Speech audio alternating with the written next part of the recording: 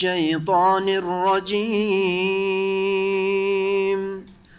بسم الله الرحمن الرحيم. وإذ تأذن ربك ليبعثن عليهم إلى يوم القيامة من يسومهم سوء العذاب إن ربك لسريع العقاب وإنه لغفور رحيم. وقطعناهم في الأرض أمما منهم الصالحون ومنهم دون ذلك وبلوناهم بالحسنات والسيئات لعلهم يرجعون. فخلف من بعدهم خلف ورثوا الكتاب يأخذون عرض هذا الأدنى ويقولون سيغفر لنا وإن يأتهم عرض مثله يأخذوه ألم يؤخذ عليهم ميثاق الكتاب ألا يقولوا على الله إلا الحق ودرسوا ما فيه والدار الآخرة خير للذين يتقون أفلا تعقلون. والذين يمسكون بالكتاب وأقاموا الصلاة إنا لا نضيع أجر المصلحين. وإذ نتقنا الجبل فوقهم كأنه ظلة وظنوا أنه واقع بهم خذوا ما آتيناكم بقوة واذكروا ما فيه لعلكم تتقون.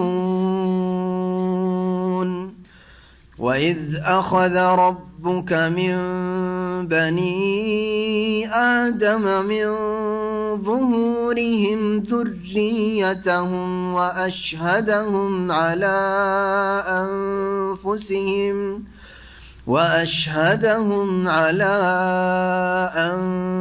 أنفسهم ألست بربكم قالوا بلى شهدنا أن تقولوا يوم القيامة إنا كنا عن هذا غافلين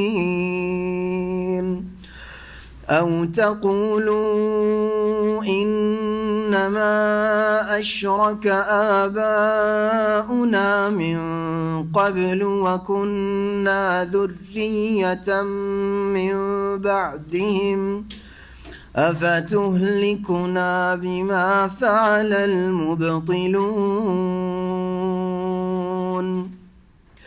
وكذلك نفصل الآيات ولعلهم يرجعون. واتل عليهم نبأ الذي آتيناه آياتنا فانسلخ منها فأتبعه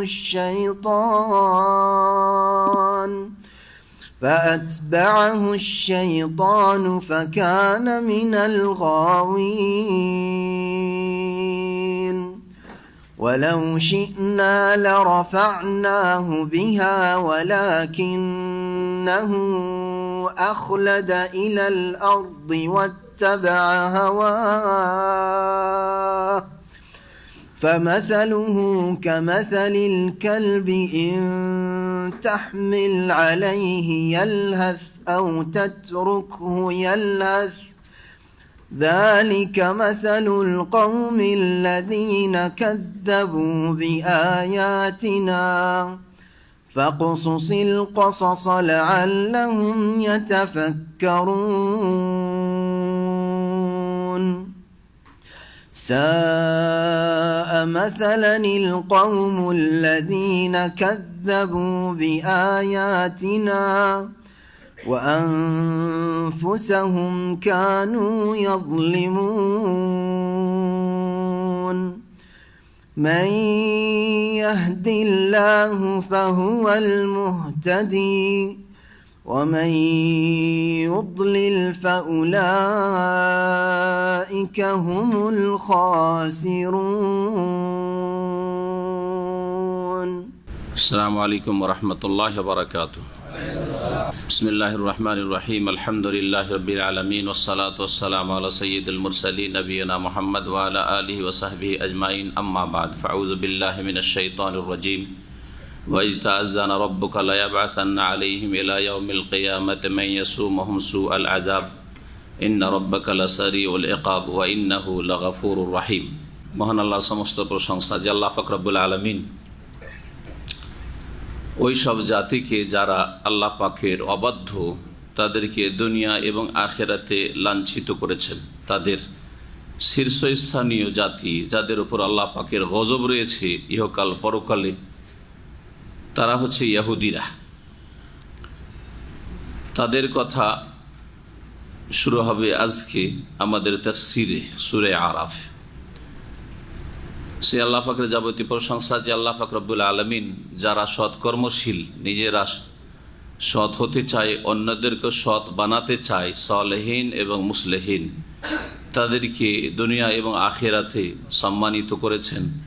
আর তাদের শীর্ষস্থানীয় হচ্ছেন আম্বিয়া এবং রসুলগণ। তাদের কাজই ছিল নিজেদের সংশোধন করে নিজে সালেহ হওয়া আর অন্যদের সংশোধনের মাধ্যমে মুসলিহীন হওয়া। আল্লাহ পাক তাদের প্রশংসা করেছেন। তারাই হচ্ছে আল্লাহ পাকের পক্ষ থেকে পুরস্কৃত, যাদেরকে আল্লাহ পাক এনাম করেছেন। সূরা ফাতিহাতে আল্লাহ পাক বলেছেন সিরাতাল্লাযীনা আনআমতা আলাইহিম, এটি হচ্ছে তাদের পথ, সরল পথ। তাফসির হবে সূরা আরাফের আয়াত নম্বর 167 থেকে ইনশাআল্লাহ। সূরা আরাফের তাফসির আজকে এবং সামনের সপ্তাহে মিলে শেষ হবে।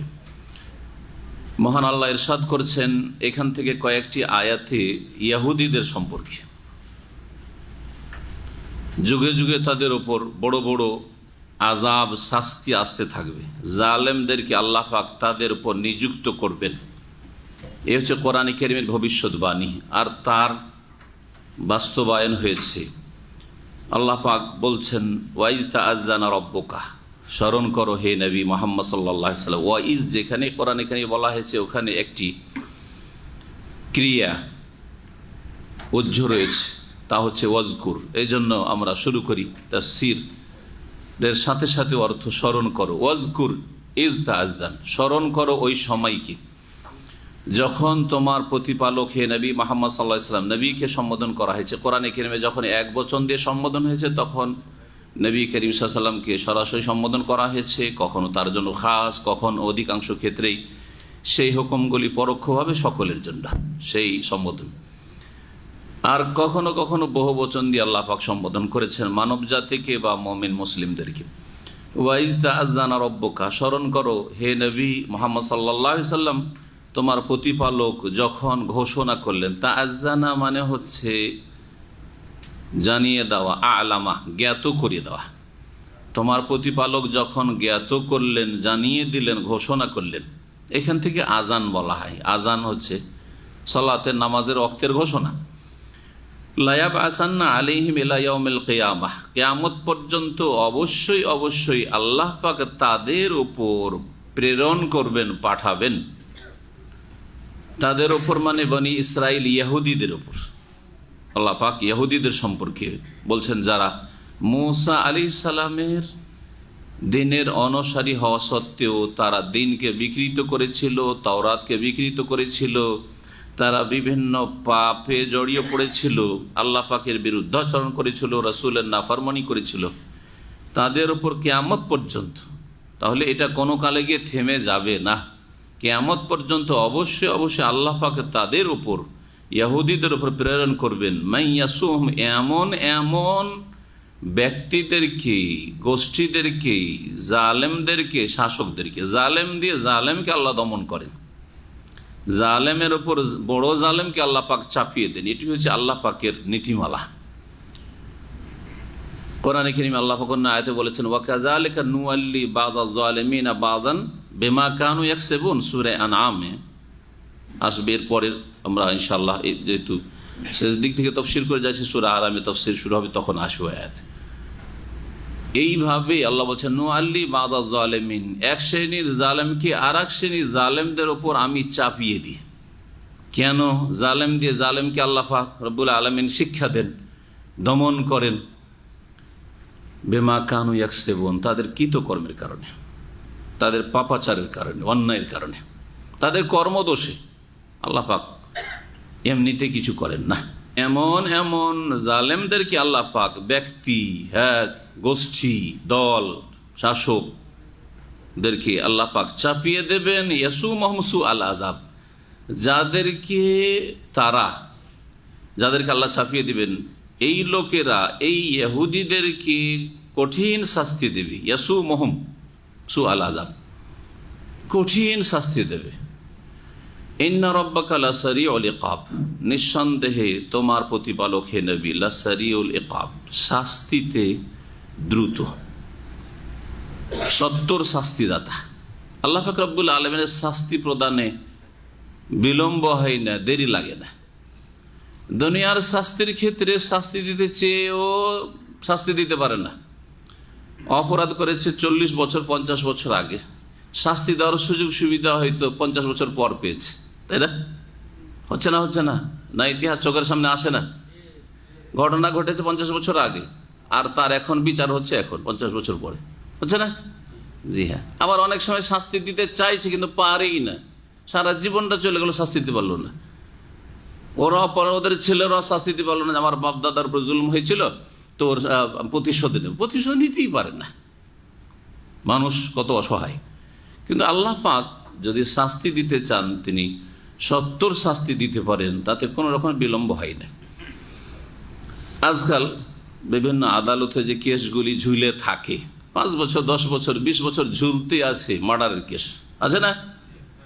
অথচ শাসন ক্ষমতা আছে, বিচার বিভাগ তাদের হাতে, তারপরে 10 বছর একটা কেস ঝুলছে। মানুষ ভুলে গেছে যে এইরকম একটা খুনের ঘটনা আমাদের এলাকায় বা গ্রামে হয়েছিল, দেশে হয়েছিল, তাই না? তারপরে গিয়ে বিচার হচ্ছে, তারপরে সুবিচার হয় না, বিচার হয়নি। এই জন্য একজন আমাদের প্রফেসর মদিনা বলছিলেন যে ভারত, পাকিস্তান, বাংলাদেশে যে বিচারগুলি হয়, বিচারের যখন ফয়সালা হয় তখন অপরাধীকে মানুষে নির্যাতিত মনে করে, মজলুম মনে করে, অসহায় মনে করে। কারণটা কি? কারণ ভুলে গেছে যে এই লোক খুনি, ও খুনের যা ছিল, আক্রোশ ছিল, রাগ ছিল, সাথে সাথে 2-1 মাসের মধ্যেই খুনের বদল যদি খুন হয়ে যেত সৌদি আরবের মতো, হ্যাঁ, তাহলে মানুষের সবার একটা কি আছে, মনটা ঠান্ডা হতো যে হ্যাঁ, আদা খেয়েছে, স্বাদ পেয়েছে, খুন করেছে, খুনের শাস্তি কেসাস হয়েছে। 10 বছর 20 বছর পরে বিচার হয়ে খুনের শাস্তি, খুন হয় না, 5টা বছর জেলে হলো। আরে উফ, লোকটা 5 বছরে জেলে চলে গেল, 5 বছর জেল খাটতে হবে। আর এটা জানে না যে এত বড় খুনি ছিল 10 বছর আগে, তাই না? তাহলে এই লোকটি 10 বছর আগে অপরাধী ছিল, আজকে যখন জেলে গেল তার অপরাধের কারণে সামান্য শাস্তি, এই শাস্তি কোনো আল্লাহর কাছে শাস্তিই নয়। তাতে লোকেরা কি মনে করে, সমাজের লোকেরা আহা আহা করে, আক্ষেপ করে যে কত কষ্টে পড়ে গেল, কত মুসিবতে পড়ে গেল। হ্যাঁ, ঠিক না? অপরাধীকে মজলুম মনে করে, সুবিচার কায়েম হয় না। সেই জন্য মানবরচিত বিধানে শাস্তিতে বিলম্ব হয়। লাসারিউল ইকাব, আল্লাহ পাক রব্বুল আলামিন দ্রুত শাস্তিদাতা। ওয়া ইন্নাহু লাগাফুরুর রহিম, আল্লাহ শুধু শাস্তি দেন না, যদি শাস্তি দেওয়ারই শুধু গুণ থাকে তো এটা ভালো গুণ না। আর দুই দিকে দুটো গুণ যদি থাকে তো ব্যালেন্স ঠিক থাকবে, মাপকাঠি ঠিক থাকবে, ঠিক না? দাঁড়ি পাল্লা ঠিক থাকবে। শাস্তি দিতে চাইলে শাস্তি দিতেও তিনি 70 শাস্তি দিতে পারেন। আর যদি তিনি ক্ষমা করতে চান, কেউ ক্ষমা চাই, তো তার ক্ষমাতেও কেউ বাধা দানকারী নেই। ওয়া ইন্নাহু লাগাফুর, আর নিঃসন্দেহে তিনি বড় মার্জনাকারী, ক্ষমাশীল। রহিম, তিনি বড় দয়ালু, দয়াবান। তার দয়াও অসীম দয়া, তার মার্জনাও সব কিছুকে আর সকল অপরাধীকে সামিল। যদি সে মার্জনা চায়, ক্ষমা চায়, আর যদি ক্ষমা না চায়, আল্লাহর দয়ার আশ্রয় না নিতে চায়, তো আল্লাহর শাস্তি দিতেও সত্তর। জি, আপনার যদি সুবিচার কায়েম করতে চান, আপনি ছেলে মেয়েদের বাবা বা পরিবারের আপনি একজন দায়িত্বশীল হিসাবে, তাহলে দুটোই দিকে আপনার ঠিক থাকতে হবে। অপরাধ যদি বাড়িতে বাড়তে লাগে, আপনার স্ত্রী ছেলেমেয়েরা অপরাধ করতে লাগে, সেই ক্ষেত্রে শাস্তিরও প্রয়োজন রয়েছে। শাস্তি দিতে গিয়ে অবহেলা যদি করেন, তো কখনো ঠিক করা যাবে না যদি অপরাধ বেড়ে যায়। আর ক্ষমার দৃষ্টিতেও দেখতে হবে, দয়ার দৃষ্টিতেও দেখতে হবে। শুধু দয়া আর দয়া, ক্ষমা আর ক্ষমা, তাহলে ছেলেমেয়েরা খারাপ হয়ে যাবে। হবে না? হবে না? যতই অপরাধ, চুরি করে এসছে ক্ষমা, মিথ্যা বলছে ক্ষমা, হ্যাঁ, মাকে মেরে দিয়েছে আর আপনি বলছেন যে ক্ষমা, হ্যাঁ, হাসছেন, হ্যাঁ, এক ছেলে বোকা লোক আছে, বাপ মা আছে, যে দিল একটা লাত, হ্যাঁ, মাকে, তারপর ওই মাও হাসছে যে আমার ছেলে তো লাত মেরেছে, আর ওই বাপও হাসছে, তো ওই ছেলে কি আর ভালো হবে? তাহলে এখানে শাস্তির প্রয়োজন রয়েছে। তো আল্লাহ রাব্বুল আলামিন অসৎ লোক যারা অসৎ পথই কন্টিনিউ করতে চায়, থাকতে চায়, ফিরে আসতে চায় না, তাদের জন্য আল্লাহ পাক সারিউল ইকাব, শাস্তি দ্রুত দিতে পারেন। আর যারা অসৎ পথ থেকে ফিরে আসতে চায়, তাদের জন্য বড় দয়ালু, তিনি রহিম, তিনি গফুর। এর মাধ্যমে সুবিচার কায়েম হতে পারে। আপনি আপনার পরিবারের ক্ষেত্রে ওই রকম ভুলভ্রান্তির ক্ষেত্রে উপেক্ষা করবেন, সব কথাই ধরবেন না। একবারে কড়া ক্রান্তি করে ধরা শুরু করেছে, কখনো শান্তি পাবেন না, আপনিও শান্তি পাবেন না, আপনার পরিবারও শান্তি পাবে না, জাহান্নাম যেন বাড়িতে হয়ে গেছে। দয়া দৃষ্টিতে দেখতে হবে, উপেক্ষার দৃষ্টিতে দেখতে হবে, মার্জনা করতে হবে, উদারতা রাখতে হবে। আর শাস্তির যখন প্রয়োজন হয়ে যাবে, তখন সেই ক্ষেত্রে শক্ত হয়ে যেতে হবে শাস্তি দেওয়ার জন্য। আল্লাহ পাক রব্বুল আলামিন ইহুদিদের সম্পর্কে আরো বলছেন, ওয়াকাত্তানাহুম ফিল আরদ, পৃথিবীতে তাদেরকে আমি বিভক্ত করে দিয়েছি দলে দলে। ইহুদিদের উপর একটি আযাব যে আল্লাহ পাক তাদেরকে দলে দলে বিভক্ত, ছিন্ন ভিন্ন করে দিয়েছেন। তাদের অস্তিত্ব নেই, কোন দেশে এতটা, কোন দেশে এতটা, কোন দেশে এতটা, এইভাবে ছিন্ন ভিন্ন করে আল্লাহ রেখেছেন। আজকে থেকে 50 বছর আগে পৃথিবীর তাদের কোনো একটি রাষ্ট্র, দেশও ছিল না। জবরদস্তি এই প্যালেস্টাইনকে মুসলিমদের থেকে পিছনে সাপোর্ট, ইসলামের শত্রু, মুসলিমদের শত্রু শক্তিদের সাপোর্ট, সমর্থন পেয়ে মুসলিমদের একটা জমি, হ্যাঁ, ভূমি দখল করেছে, তাও জবরদখল করে আছে। হ্যাঁ, এটি ন্যায়সঙ্গত তাদের দেশ নয়, এটি মুসলিমদের দেশ ফিলিস্তিন। এখন পর্যন্ত তাদের কোনো দেশ নেই যেটা ন্যায়সঙ্গতভাবে তারা হাসিল করেছে। এদের উপরে আল্লাহর গজব আছে না? নেই। খ্রিস্টানদের বহু দেশ আছে, আর বুদ্ধিস্টেরও দেশ আছে, আর হিন্দুদেরও দেশ আছে, ভারত, নেপাল, তাই না? তো এইরকম মুসলিমদের বহু দেশ আছে, হ্যাঁ, 50-এর বেশি, 60-এর কাছাকাছি। তো দেখেন ইহুদিদের, তো আল্লাহ পাকের কথাগুলি বাস্তবায়ন হচ্ছে যেইভাবে আল্লাহ পাক বলেছেন। আল্লাহ পাক কঠোর শাস্তি তাদেরকে দেবেন। যুগে যুগে এদের শাস্তি হয়েছে। পুরানো যুগের কথা, ইতিহাস বলে আমি তফসিরে দীর্ঘ করব না, কারণ তফসির আমাকে টানতে হবে। আপনি দেখেন হিটলারের কথা, হিটলার কত ইহুদিকে মেরেছে জানা আছে আপনাদের? 60 লক্ষ ইহুদিকে। মাইয়াসু মুহাম্মদ সুআল আযাব, ইহুদিদেরকে কঠিন শাস্তি দেবে। যুগে যুগে আল্লাহ এইরকম ব্যক্তিকে নিযুক্ত করবেন, সে ন্যায়সঙ্গত হোক অথবা জালেম হোক। জি, অনেক ক্ষেত্রে জুলুম করে শাস্তি দিয়ে কঠিন শাস্তি দিবে, অনেক ক্ষেত্রে তাদের উচিত পানিশমেন্ট পাবে ইহুদিরা। আল্লাহ পাক এইরকম লোকদেরকে চাপিয়ে দেবেন, এ হচ্ছে ভবিষ্যৎবাণী। আর আল্লাহ এদেরকে ছিন্ন ভিন্ন করে দেবেন। ও মামান, উম্মতের বহুবচন, দলে দলে। ওয়াকাত্তানাহুম ফিল আরদ, ও মামান, পৃথিবীতে আমি এই ইহুদিদেরকে দলে দলে বিভক্ত করে দেব। কাত্তানা মানে ফাররাকনা। মিনহুমুস সালেহুন, এদের মধ্যে কতক সৎকর্মশীল ভালো লোক হবে। বনি ইসরায়েলদের কতক ভালো হবে। দিন ইসলামকে যারা কবুল করেছে তাদেরকে বোঝানো হয়েছে। কারণ দিন ইসলাম, এর আগে গত সপ্তাহে যে আয়াতগুলি তাফসির হয়েছে, হয়তো আপনাদের মনে আছে, তাতে রয়েছে যে নবী করিম সাল্লাল্লাহু আলাইহি ওয়াসাল্লামকে আল্লাহ ঘোষণা করতে বলছেন, কুল ইয়া আইয়ুহান নাস ইন্নী রাসূলুল্লাহ ইলাইকুম জামিয়া, আমি তোমাদের সকলের জন্য রাসূল হয়ে এসেছি। আরও কিছু আয়াত ওখানে রয়েছে যে তফসিরগুলি স্মরণ করবেন। তো দ্বীন ইসলাম যেহেতু সারা বিশ্বের সমস্ত মানুষের জন্য এবং সকলকেই এই দ্বীন ইসলামের সেরাতে মোস্তাকিম সরল পথেই আসতে হবে, না হলে জান্নাতে নেই। তো যারা ইহুদিদের মধ্য থেকে ইসলাম গ্রহণ করেছে যুগে যুগে, নবী করিম সাল্লাল্লাহু আলাইহি ওয়াসাল্লামের জামানায় বেশ কিছু ইহুদির ইসলাম গ্রহণ করেছে। তাদের বড় একজন আলেমের কথা গত সপ্তাহে বলেছিলাম, নাম মনে আছে? আবদুল্লাহ বিন সালাম। আবদুল্লাহ বিন সালাম। তো ইহুদিদের মধ্য থেকে যারা ইসলাম গ্রহণ করছে সলেহন, তারা সলেহন।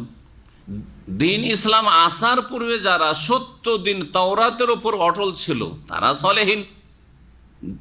তারা মুসা আলাইহিস সালাম নিয়ে আসা দিনকে বিকৃত করেনি, তাওরাতকে বিকৃত করেনি, আর তারা 70 দিনের ওপর তাওহীদের ওপর ছিল মুহাম্মদ রাসূলুল্লাহ সাল্লাল্লাহু আলাইহি ওয়াসাল্লামের নবী হয়ে রাসূলে আসার পূর্বে সলেহন তারা। কিন্তু তখনই যারা দিনের বিকৃতি ঘটিয়েছিল অথবা পাপে লিপ্ত হয়েছিল তারা হচ্ছে অসৎ। নবী সাল্লাল্লাহু আলাইহি ওয়াসাল্লাম আসার পরে নবী সাল্লাল্লাহু আলাইহি ওয়াসাল্লামের রিসালাতকে যারা অস্বীকার করল ইহুদি, যে মুহাম্মদ আরবদের নবী, উম্মীদের নবী, আমাদের নয়, আমরা মানব না, তারা হচ্ছে অসৎ। আল্লাহ পাক তাই বলছেন যে এদের মধ্যে কিছু ছিল সলেহ, ওয়ামিনহুম দুনা যালিক, আর তাদের মধ্যে কতক রয়েছে এর ছাড়া ভিন্ন। সৎ ছাড়া ভিন্ন মানে অসৎ। জি, অসৎ লোকদের নাম আল্লাহ নিতে চান না, এই জন্য এই কথা বলেন সলেহিন আর সাইয়্যিউন, হ্যাঁ বলেননি, মুজরিমুন, দুনা যালিক, এছাড়া ভিন্ন। জি, ভিন্ন। আমরা অনেক সময় অরুচিকর কথা বলতে চাই না, তারপরে অসৎ লোকদের নাম নিতে চাই না, নিতে চাই অসৎ লোকদের নাম নিতে চাই না। এই না যে শ্রদ্ধার জন্য, বড়দের শ্রদ্ধার জন্য অনেক সময় নাম নেন না, আর অসৎ লোকদের রুচি হয় না তাদের নাম জবানে নিয়ে আসা, সেই জন্য। ওমিনহুম দুনা যালিক, আর ইহুদিদের মধ্যে অসৎরা রয়েছে, এর ছাড়া ভিন্নরাও রয়েছে। জি, বহু দলে বিভক্ত। নবী করিম সাল্লাল্লাহু আলাইহি ওয়াসাল্লাম কি বলেছেন যে ইহুদিদের কতটি দল হয়েছিল? 71 হয়েছিল। ইফতারাকাত বানু ইসরাইল আলা 71 ফিরকা, বানু ইসরাইলরা 71 দলে বিভক্ত হয়েছে। ওয়াফতারাকাতিন নাসারা আলা 72 ফিরকা, আর খ্রিস্টানরা 72 দলে বিভক্ত হয়েছে। ওয়াসাতাফতারিকু উম্মতি আলা 73 ফিরকা, আর আমার উম্মত এদেরকেও ছাড়িয়ে যাবে। কত ভাগে বিভক্ত হবে? 73 ভাগে বিভক্ত হবে। কুল্লুহুম ফিন্নার, নবী সাল্লাল্লাহু আলাইহি ওয়াসাল্লাম বলেন সবগুলি দল জাহান্নামে যাবে, চিরকালে জাহান্নামে, কেউ কিছুকাল, কেউ দীর্ঘকাল, কেউ চিরকাল। যারা একবার কুফরি করে ঈমান ভঙ্গ করে বেরিয়ে গেছে তারা চিরকাল, কিন্তু চিরকাল জাহান্নামে যদি তাওহীদ ঠিক থাকে, নামাজ ঠিক থাকে, তো আশা করা যায় যে চিরকাল জাহান্নামে মুসলিম নবীর উম্মত যাবে না। দীর্ঘকাল যেতে পারে, কিছু কাল যেতে পারে। তো বিদাতীরা, বিদাতপন্থী যতগুলি আছে তাদের সম্পর্কে যে হাদিসগুলি রয়েছে জাহান্নামের শাস্তির, কখনো ঢালাহারে বলে দেবেন না যে এরা চিরকালে জাহান্নামী। এটা অজ্ঞতা, আপনার জানেন না, বুঝেন না আপনি। কোরআনে হাদিসের দলিলগুলি সবগুলি আপনার সামনে নেই, সেই জন্য একটা হাদিস নিয়ে আপনি ফিন্নারে মানে চিরকাল, ফিন্না জাহান্নামে যাবে। অমুক ব্যক্তি জেলে গেছে মানে চিরকালে জেলে গেছে নাকি? হ্যাঁ, বা যে অমুক ব্যক্তি জেলে আছে বা জেলে গেছে, তো চিরকালের জন্য 1 বছর হইতে পারে, 6 মাস, 3 দিনের জেলে হইতে পারে। হ্যাঁ, অনেকেই রেড সিগন্যাল ক্রস করে 3 দিনে জেল খেটে আসছে। হ্যাঁ, যত জেল, আবার কেউ 5 বছর 10 বছর জেল খাটছে, যাবজ্জীবনে জেল খাটছে। সবগুলি জাহান্নামে যাবে ইল্লা ওয়াহিদ, একটি দল ছাড়া। একটি দলের নাম বলে দিলে সব ওই নামটি নিত, সেজন্য নাম দিয়ে কাজ হবে না। নবী করিম সাল্লাল্লাহু আলাইহি ওয়াসাল্লাম লক্ষণ বলে দিয়েছেন, আদর্শ বলে দিয়েছেন। আমি যে অবস্থায় যে ইসলামকে ছেড়ে গেছি সেই ইসলামের যারা অনুসারী হবে, মা আনা আলাইহিল ইয়াউমা ওয়া আসহাবি, নাম যাই থাক না কেন, কাজ প্রয়োজন। আমি যেই অবস্থায় রয়েছি আর আমার সাহাবাই কেরামরা যেই দিনের অবস্থায় রয়েছে, এই রকমের ইসলাম, তাওহীদ এবং সুন্নতের অনুসারী যারা হবে তারাই জান্নাতি, তারা হচ্ছে নাজাত প্রাপ্ত দল, তারা হচ্ছে সাহায্যপ্রাপ্ত দল। আল্লাহ পাক রব্বুল আলামিন বলছেন যে ওয়াবালাউনাহুম বিল হাসানাত ওয়াস সাইয়্যাত, আর এই ইহুদিদেরকে আমি পরীক্ষা করেছি ভালো মন্দ উভয় দিয়ে। ভালো দিয়েও পরীক্ষা করেছেন আর মন্দ দিয়েও পরীক্ষা করেছেন, সুখ দিয়েও পরীক্ষা করেছেন, দুঃখ দিয়েও পরীক্ষা করেছেন। আল্লাহ পাকের নীতিমালা পরীক্ষা। শুধু আমরা তো পরীক্ষা মনে করি যদি দুর্ঘটনা হয় পরীক্ষা আমার জন্য, হ্যাঁ, যদি আপনজন কেউ মারা যায়, ক্ষয়ক্ষতি হয়, পরীক্ষা, তাই না? বালা মুসিবতকে পরীক্ষা মনে করি। কিন্তু রাতারাতি বড় লোক হয়ে গেলেন, অনেক পয়সা কোথায় রাখবে দিশাহারা, পরীক্ষা নাই, বরং এই পরীক্ষাতে বেশি ফেল করছে। বালা মসজিদ পরীক্ষাতে অনেক লোকই পাশ করে নাই, আল্লাহকে ধরে কান্নাকাটি করে, বেনামাজি ছিল নামাজি হয়, অসৎ ছিল সৎ হয়, তওবা করে, ইস্তেগফার করে, অনেক লোকই সৎ হয়ে যায় বালা মুসিবতের পরীক্ষায়। কিন্তু ধন দৌলতের নিয়ামত পেয়েছে, নেতৃত্বের নিয়ামত পেয়েছে, সুখের নিয়ামত পেয়েছে, সব কিছু পাওয়ার কারণে কি হয়েছে, গোমরাহ হয়ে গেছে।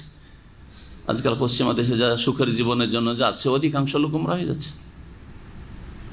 হ্যাঁ, কিন্তু গরিব দেশে যারা বাস করছে, কষ্ট লাগলে, ধাক্কা লাগলে আল্লাহর দিকে ফিরে আসছে, তাই না? অধিকাংশ লোক বেশি সুখ পেলেই বিভ্রান্তির শিকার হয়ে যাচ্ছে। এই জন্য সবচেয়ে বড় ফিতনা হচ্ছে, সবচেয়ে বড় পরীক্ষা হচ্ছে সুখের পরীক্ষা, হাসানাতের পরীক্ষা, ভালো দিয়ে পরীক্ষা হচ্ছে কঠিন পরীক্ষা।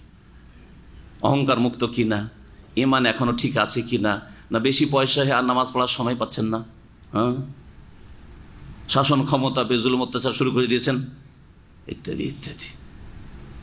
তো সুখের কারণে অধিকাংশ মানুষ গুমরাহ হয়। আল্লাহ পাক বলছেন যে ইহুদিদেরকে আমি ভালো দিয়েও পরীক্ষা করেছি আর মন্দ দিয়ে পরীক্ষা করেছি। সকল মানুষকে ভালো মন্দ দিয়ে পরীক্ষা করেন। ওয়ানাবলুকুম বিশ-শাররি ওয়াল খাইরি ফিতনা।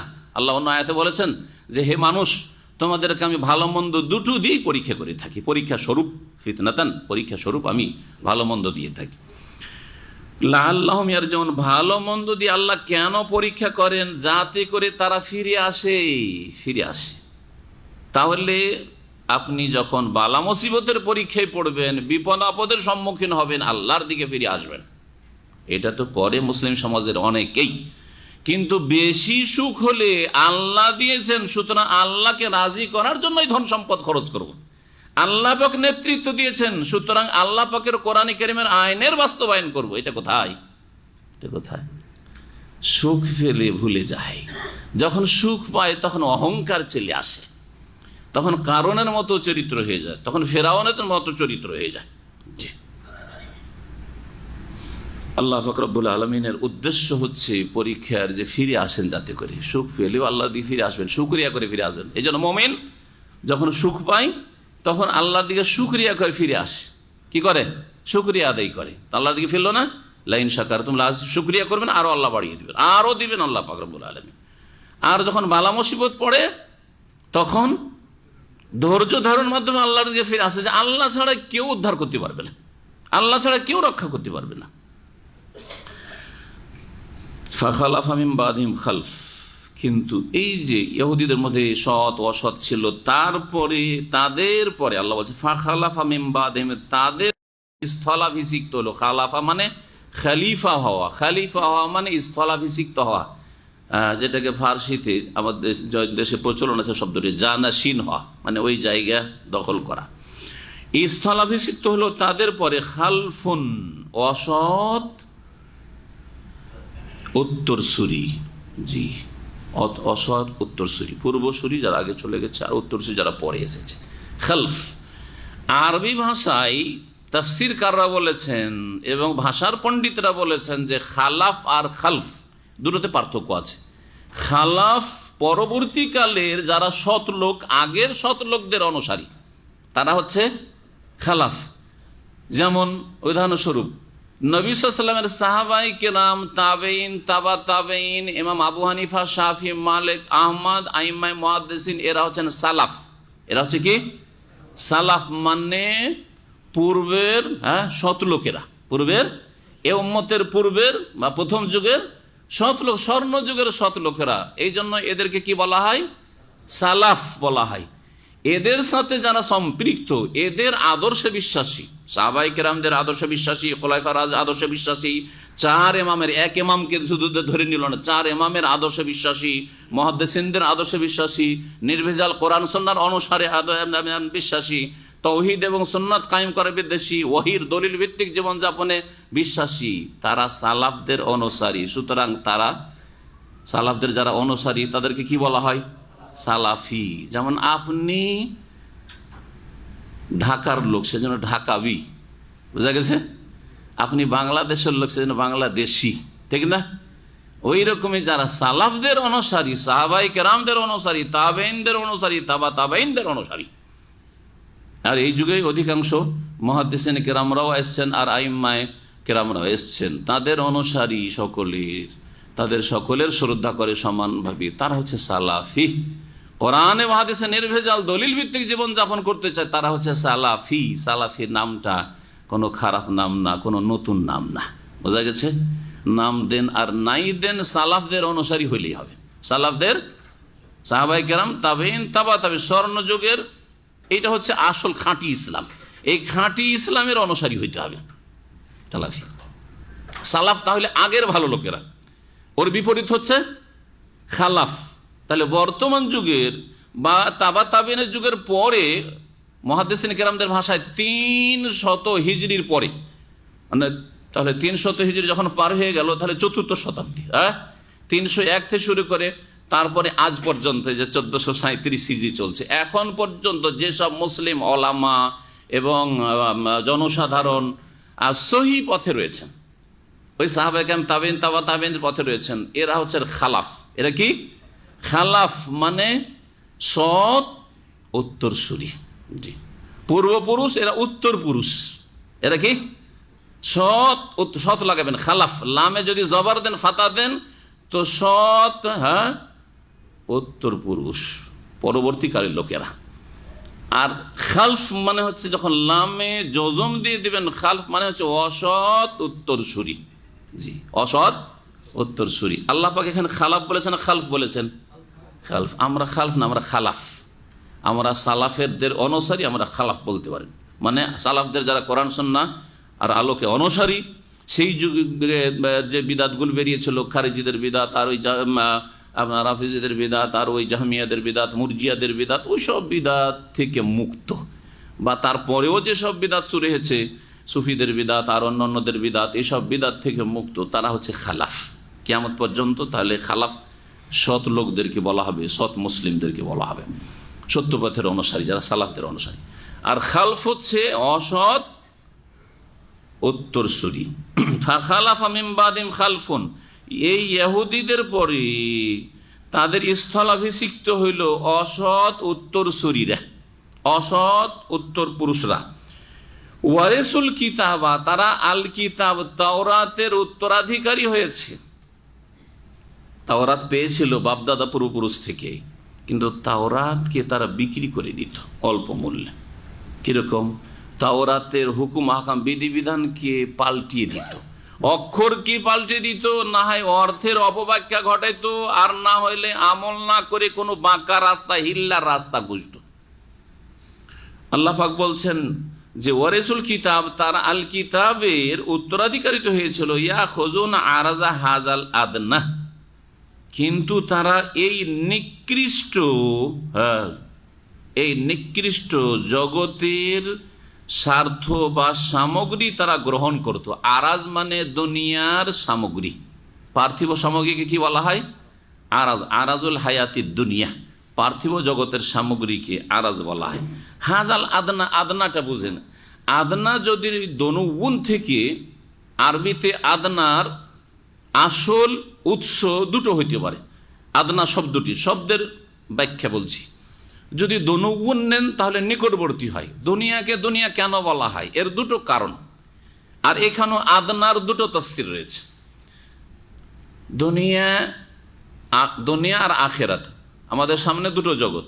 এক জগতে আমরা আছি, দুনিয়ায় আছি, আর মওতের পরে আখেরাতে পাড়ি দেব। এই দুটো জগতের মধ্যে কোনটা কাছের জগৎ?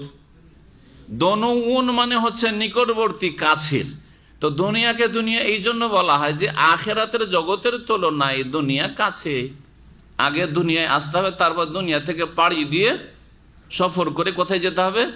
আখেরাতে পৌঁছিতে হবে, মওতের মুখোমুখি হইতে হবে, তারপরে আখেরাত শুরু হবে। দুনিয়ার ওয়াজহে তাসমিয়া বা নামকরণের কারণ একটি এই। আর দুনিয়াকে দুনিয়া বলা হয় দানা আতুন থেকে, দনুগুণ থেকে নয়। তাহলে দানা আতুন মানে নিকৃষ্ট। হাজা রাজুলুন দানিয়ুন, এখন আরবিতে বলি এই লোকটি হচ্ছে নিকৃষ্ট লোক, তুচ্ছ লোক, ছোট লোক। আমরা বলি ছোট লোক, এই যে ছোট লোক দানি। জি, তো দুনিয়া যদি দানি আতুন থেকে মুস্তাক হয়ে থাকে বা এর উৎপত্তি হয়ে থাকে, তাহলে দুনিয়াকে দুনিয়া কেন বলা হয়? আখিরাতের মহাপুরস্কারের তুলনায় দুনিয়ার সমস্ত নিয়ামত তুচ্ছ। দুনিয়ার নিয়ামত আখিরাতে মহাপুরস্কারের তুলনায় জান্নাতে আল্লাহ পাক মুমিনদের জায়গা রেখেছেন কি? তুচ্ছ। আর এই তুচ্ছ দুনিয়ার পিছনে অধিকাংশ তুচ্ছ লোকের ছুটে। হ্যাঁ, তুচ্ছ দুনিয়া, অবৈধভাবে অসৎভাবে যে কোনো উপায়ে দুনিয়া অর্জন করতে হবে যারা ছুটে তারা হচ্ছে তুচ্ছ লোক। তো দুনিয়াকে এই দুটো কারণে দুনিয়া বলা হয়, দনগুণ থেকে নিকটবর্তী অথবা দানাতুন মানে নিকৃষ্ট থেকে। ঠিক ওই রকমই আরাজা হাজাল আদনা, এই নিকটবর্তী জগতের অর্থাৎ দুনিয়ার পার্থিব স্বার্থ তারা নিয়ে থাকি। করতো কি? ইয়াহুদিরা ঘুষ খেয়ে ফতোয়া দিত, ঘুষ খেয়ে তাদের ধর্মের বিধিবিধানকে পাল্টিয়ে দিত। যেমন আমাদের শোনা যায় যে মুরগা খেয়ে ফতোয়া দেয়, কিছু কিছু মোল্লার আছে মুরগা খেয়ে ফতোয়া দেয়, বকশিস পেয়ে ফতোয়া দেয়, যার যেমন বকশিস তার তেমন ফতোয়া। বোঝা গেছে না? হ্যাঁ, ঠিক এই কাজটা ইহুদিদের কাজ, এই কাজটা ইহুদিদের কাজ। আরে মোরগ খেয়ে নাই দিক, এগুলো ঘটনা মেলা আছে, কত সত্য হইতে পারে, কিন্তু কথা হচ্ছে যে এইটা তো হচ্ছে যে দুনিয়ার আয় ইনকামের কারণে তাবিজ ব্যবসা ছাড়তে পারছে না, ধর্ম ব্যবসা। দুনিয়ার আয় ইনকামের জন্য মিলাদের বিদাত ছাড়তে পারছে না, ঠিক কিনা? দুনিয়ার আয় ইনকামের জন্য এইরকম বহু ব্যবসা চলছে, এই নামাজের কাফফারা বিদাত ছাড়তে পারছে না, কাফফারা আদায় করবে। এইরকম করে এক একটা করে ধর্ম ব্যবসা গণান, তো এগুলি কি ইয়াখুজুন আরাজা হাজাল আদনা, দুনিয়ার তুচ্ছ স্বার্থ বা সামগ্রী হাসিল করে থাকে, তারা করে না? এটা হচ্ছে ইহুদিদের চরিত্র।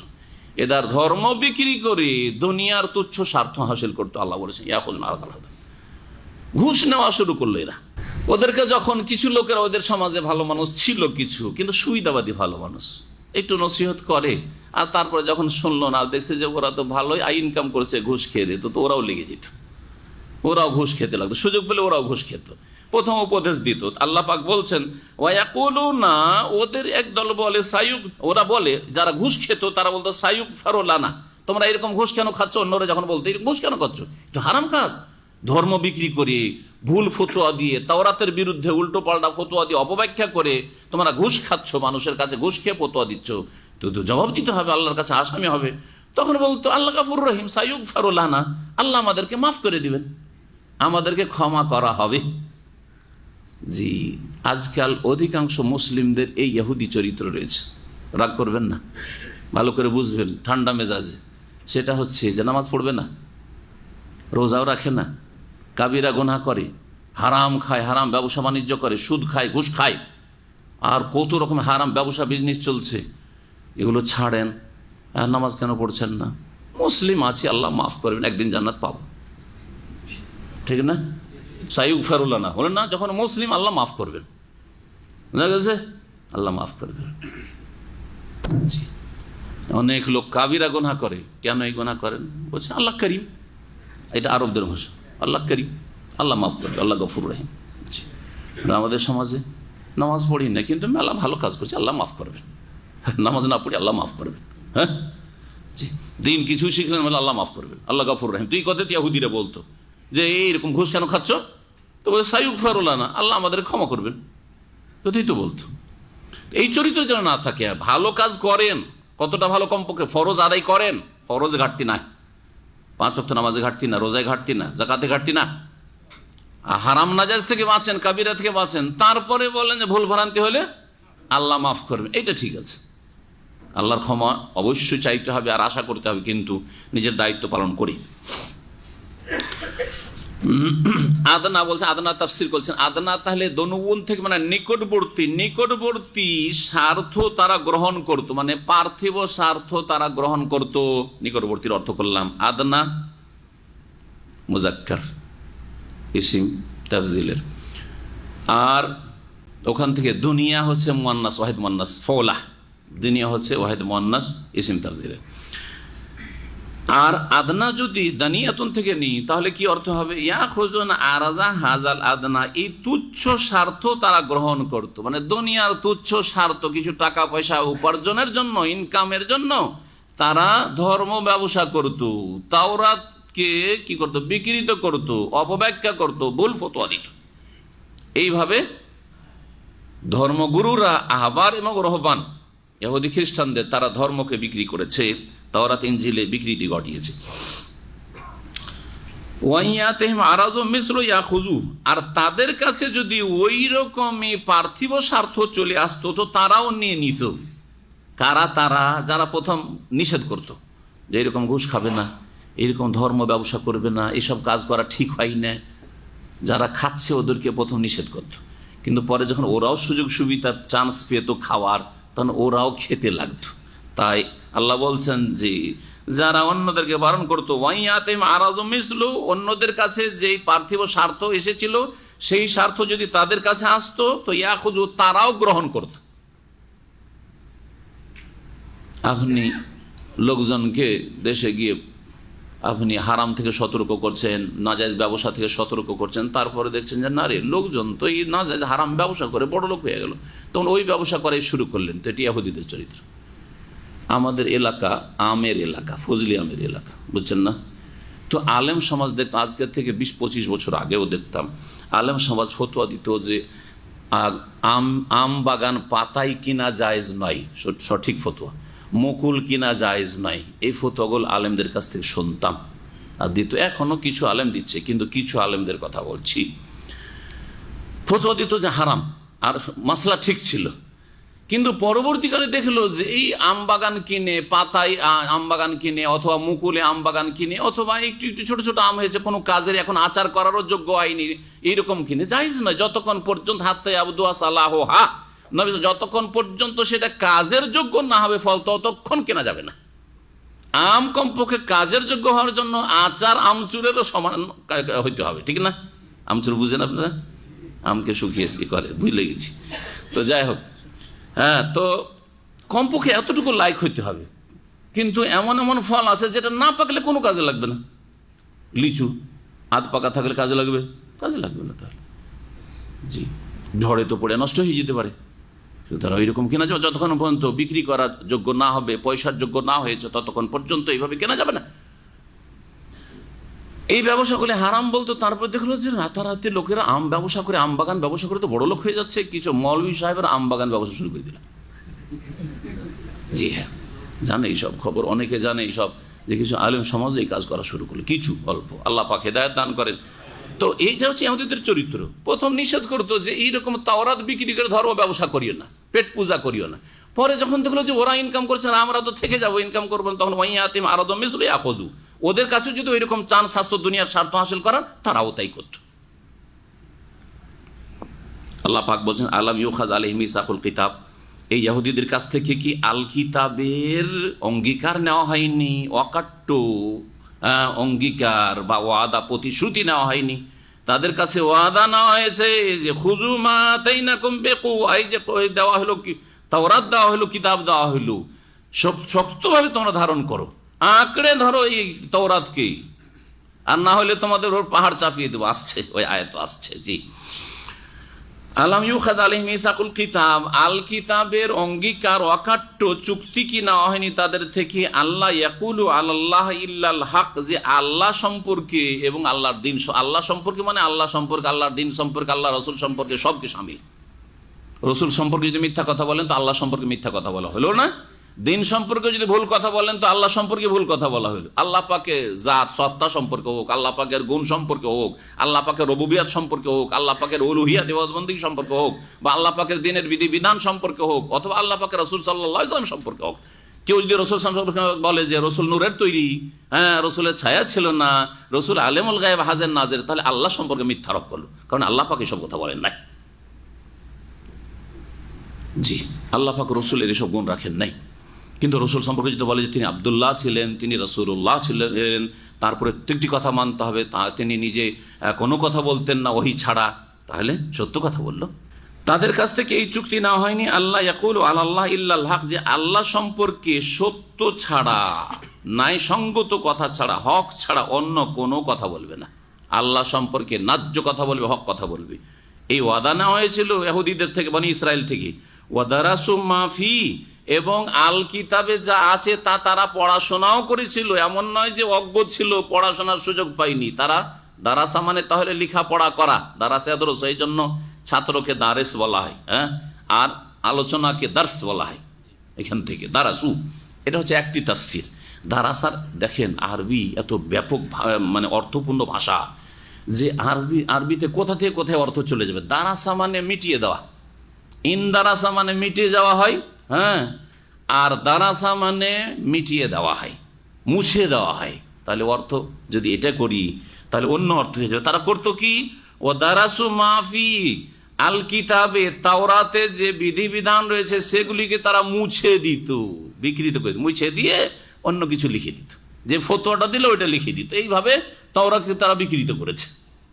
কোথায় অর্থ চলে গেল? আগেরটা ছিল যে তাওরাত পড়াশোনা করত, তারপরেও তারা তাওরাতের বিপরীত আমল করত, জ্ঞান থাকা সত্ত্বেও যদি আমল না করে তো তাদের আল্লাহ কি বলেছেন, মাগযুব, ওদের আল্লাহর ক্রোধ হয়, গজব হয়। তো ইহুদিরা না সেটা, আর ইহুদি চরিত্র এটা। আপনার জ্ঞান থাকা, মাদ্রাসায় পড়ার পরেও যদি শিরক বিদআত করে, কবর মাজারের দিকে ডাকে, তাহলে আল্লাহর গজব হবে। আর মাদ্রাসাও পড়েনি, কিছুই পড়লো না, জানলো না, অজ্ঞতার কারণে যদি গুমরাহির শিকার হয় তাহলে তারা হচ্ছে দলিন, পথভ্রষ্ট খ্রিস্টানদের চরিত্র রয়েছে। রাসূল মাফি, তাওরাতে যা ছিল তা তারা মুছে দিত। ওয়াদ-দারুল আখিরাতু খায়রুল লিল্লাযিনা ইয়াত্তাকুন আফালা তাকিলুন, অথচ পরকালের বাসস্থান আদ-দারুল আখিরা, পরকালের আবাসস্থল, খায়রুন উৎকৃষ্ট, লিল্লাযিনা ইয়াত্তাকুন ওই সব লোকদের জন্য যারা আল্লাহ ভীরু, যারা পাপ মুক্ত থাকতে চায়, যারা তাকওয়া অর্জন করে। তাহলে আখিরাতের সুখের ঘর কে পাবে? মুসলিম, শুধু মুসলিমের সাথে আল্লাহ ভীরু মুসলিম হইতে হবে, তাকওয়া অর্জনকারী, বেঁচে থাকে, আল্লাহর অসন্তুষ্টির কাজ থেকে বেঁচে থাকে, গুনাহের কাজ থেকে বেঁচে থাকে, ফরজ অজেবে ঘাটতি করা থেকে বেঁচে থাকে, হারাম নাজায়েজে লিপ্ত হওয়া থেকে বেঁচে থাকে। এই জন্য আল্লাহ পাকের ওলিও বলেছেন মুমিন মুত্তাকিকে আল্লাযিনা আমানু ওয়া কানু ইয়াত্তাকুন, আর জান্নাতীও বলেছেন আল্লাহ পাক রব্বুল ওদেরকে যারা কি করে, ঈমান এবং তাকওয়া অর্জন করে, ঈমান এবং তাকওয়া যারা অর্জন। জান্নাত সম্পর্কে আলোচনা, ওয়াইদাতুল মুত্তাকিন, জান্নাত কার জন্য রেডি করা আছে? যারা পাপ মুক্ত মুত্তাকি, আল্লাহ ভীরু, আল্লাহর ভয় যারা গুনাহ থেকে বাঁচতে চায়। আফালা তাকিলুন, তোমরা কি উপলব্ধি করো না, বুঝো না যে আখিরাতের ঘর দুনিয়ার এই তুচ্ছ স্বার্থ, দুনিয়ার অবৈধ উপায় উপার্জন আর দুনিয়ার স্বার্থে ধর্ম ব্যবসা করা এগুলির চাইতে উৎকৃষ্ট। সে উৎকৃষ্টকে উপেক্ষা করে, নষ্ট করে, বরবাদ করে আল্লাহর আখিরাতের নিয়ামতকে দুনিয়ার স্বার্থ হাসিল করছো। আল্লাহ পাক তারপরে বলছেন ওয়াল্লাযিনা ইউমাসসিকুনা বিল কিতাবি ওয়া আকামুস সালাতা ইন্না লা নুযিউ আজরাল মুসলিহিন, আয়াত নম্বর 170। মনে রাখবেন এই আয়াতটি, এই আয়াতের গুণ প্রত্যেক মুসলিমের মধ্যে থাকতে হবে, তাহলে আল্লাহর আযাব থেকে বাঁচতে পারবেন। এই গুণ যদি আপনার মধ্যে থাকে তো আল্লাহর আযাব আসবে না ইনশাআল্লাহ, এবং আপনি সত্যিকার জান্নাতের পথে আছেন। কি গুণ দেখেন, ওয়াল্লাযিনা ইউমাসসিকুনা বিল কিতাব, যারা আল কিতাবকে আঁকড়ে ধরে, মজবুত করে। মাসসাকা ইউমাসসিকু মানে হচ্ছে মজবুত করে ধরা, আর তামাসসাকা মানেও হয় মজবুত করে ধরা, আর আমসাকা মানে ধরা। আমসিক আমসিক বলে না, আমসিক আমসিক মানে ধরো ধরো, আমসাকা মানে এমনি ধরা, আর তামাসসাকা মানে মজবুত করে ধরা, মাসসাকা মানে আরো শক্ত করে ধরা, শক্ত করে আঁকড়ে ধরা। ওয়াল্লাযিনা ইউমাসসিকুনা বিল কিতাব, যারা আল কিতাবকে মানে কোরআনে কারীম এবং রাসূলের হাদিস, আল কিতাব বলতে কোরআনে কারীম এবং রাসূলের হাদিস, ওহীকে বোঝানো হয়েছে। আল্লাহ পাকের কিতাব মানে আল্লাহ পাকের বিধান, আল্লাহ পাকের বিধান হচ্ছে ওহী, ওহী কোরআনকেও শামিল আর রাসূলের হাদিসকেও শামিল সাল্লাল্লাহু আলাইহি ওয়াসাল্লাম। ওয়াল্লাযিনা ইউমাসসিকুনা বিল কিতাব, যারা ওহীর বিধানকে আঁকড়ে ধরে, যারা আল্লাহ পাকের বিধানকে মজবুত করে ধারণ করে। একটা গুণ, তাই প্রথম আপনাকে এই পয়েন্টে আসতে হবে যে আপনি ওহীকে মজবুত করে ধরবেন জীবনের প্রত্যেকটি ক্ষেত্রে। আকীদা আমার কি, যেটা অমুক আয়াতে আছে, হাদিসে আছে, আয়াত এবং হাদিসের আলোকে আপনার আকীদা, ধর্মীয় বিশ্বাস, আপনার ইবাদত বন্দেগী কেমন, যেমন কোরআনে আছে, হাদিসে আছে, রাসূলের তরিকায় আছে। কোরআন সুন্নাহকে মজবুত করে ধরবেন, তাওহীদবাদী হবেন আর সুন্নতের অনুসারী হবেন। তাওহীদের হেফাজত করতে হবে এবং সুন্নতের সুরক্ষাকারী হইতে হবে, এই হচ্ছে একটি গুণ। তাওহীদ সুন্নতের দাবিদার কিন্তু নামাজ ঠিক নেই, তাহলে অচল। যেমন অনেকেই আমাদের উপমহাদেশে আছে যে আমরা সহি আকীদার লোক। সহি আকীদা বলতে তারা বোঝা যে আমরা কবর মাজার পূজায় বিশ্বাসী নয়, আমরা মিলাদ, শবে বরাত ওইসব বিদাতে বিশ্বাসী না, আমরা নাওয়াইতো পড়ি না, কিন্তু নামাজও পড়ে না ঠিক করে। নামাজ ঠিক করে মানে যদি কোনোদিন নামাজ পড়ে তাহলে নাওয়াইতো পড়বে না। জুমা পড়া মুসলমান, কবর মাজারে যায় না, যদি নামাজ পড়ে তাহলে নাওয়াইতোটা পড়বে না। জুমা পড়ে তো নামাইতে পড়বে না, যদি ঈদ পড়ে তো নামাইতে পড়বে না, রোজা রাখে তো নামাইতে আনাসুমা গাদান বলবে না, কিন্তু বেনামাজি। মুসলিম সমাজের যারা সহিহ আকীদার দাবিদার, ওদের জনগণ অধিকাংশ কিন্তু এই ক্যাটাগরির বেনামাজি। মাজার টাজারা হয়তো যায় না, সহিহ আকীদার দাবিদার সেজে তো সীমিত আকারে সহিহ আকীদা। এই সহিহ আকীদা নাজাত দেনেওয়ালা নয়, এই সহিহ আকীদা পরিত্রাণের জন্য যথেষ্ট নাই। কারণ আল্লাহ কি বলেছেন, কোরআন সুন্নাহকে আঁকড়ে ধরার সাথে সাথে ওয়া আকামুস সালাতা, সালাত কায়েম করবে। সালাত কায়েম করা হচ্ছে 5 ওয়াক্ত নামাজ, যেইভাবে আল্লাহ ফরজ করেছেন, যেইভাবে রাসূলুল্লাহ সাল্লাল্লাহু আলাইহি ওয়াসাল্লাম যেই সময় আদায় করেছেন, যেই কোয়ালিটিতে আদায় করেছেন, ওইভাবে আদায় করার চেষ্টা করা। নামাজ কায়েম করার পদ্ধতি সম্পর্কে আমার একটা বক্তব্য আছে, শুনে নিতে পারেন। কয়েকটি দিক রয়েছে নামাজ কায়েম করা। নামাজ কায়েম এমনিতে হয় না যে 5 ওয়াক্ত শুধু জুটিয়ে দেন, কিন্তু নামাজ আপনি মুরগির ঠোকর মারার মতো পড়েন, তো নামাজ কায়েম হইল না। নামাজ পাঁচটা টাইমে পড়ছেন, কিন্তু সূর্য ওঠার পরে ফজর পড়ছেন, তাই নামাজ কায়েম হইল না। হ্যাঁ, নামাজ আপনি পড়ছেন কিন্তু নাওয়াইতো দিয়ে নামাজ পড়ছেন, হ্যাঁ, যাই নামাজের দোয়া দিয়ে নামাজ পড়ছেন, 5 ওয়াক্ত নামাজ পড়ছেন, টাইমে টাইমে নামাজ পড়েছেন, কিন্তু নামাজ কায়েম করা হলো না। নামাজ 5 ওয়াক্ত পড়লেন, সুন্নতি তরিকায় পড়লেন, কিন্তু মসজিদে কি জামাতে নামাজ পড়ছেন না পুরুষ মানুষ, আপনার বিবির ইমামতি করছেন ঘরে বসে বসে, হ্যাঁ, তাহলে নামাজ কায়েম করা হলো না। ওর খাও মার রাখে বুঝা গেছে। বেশ কিছু দিক রয়েছে।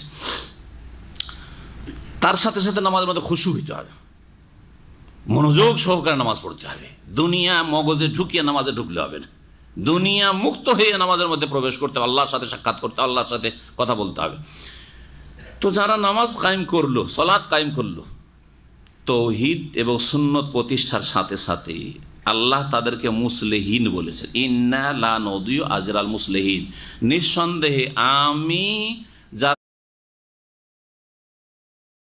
সংস্কারকারী, সংশোধনকারী, নিজেদের সংশোধনকারী, অন্যদের সংশোধনকারী। মুসলিহিন মানে শুধু অন্যদের সংশোধন নয়, নিজেদের সংশোধন করে প্রথম, আর তারপরে অন্যদের সংশোধন করে। তাদের প্রতিদানকে, বদলাকে আমি বিনষ্ট করব না, নিষ্ফল করব না।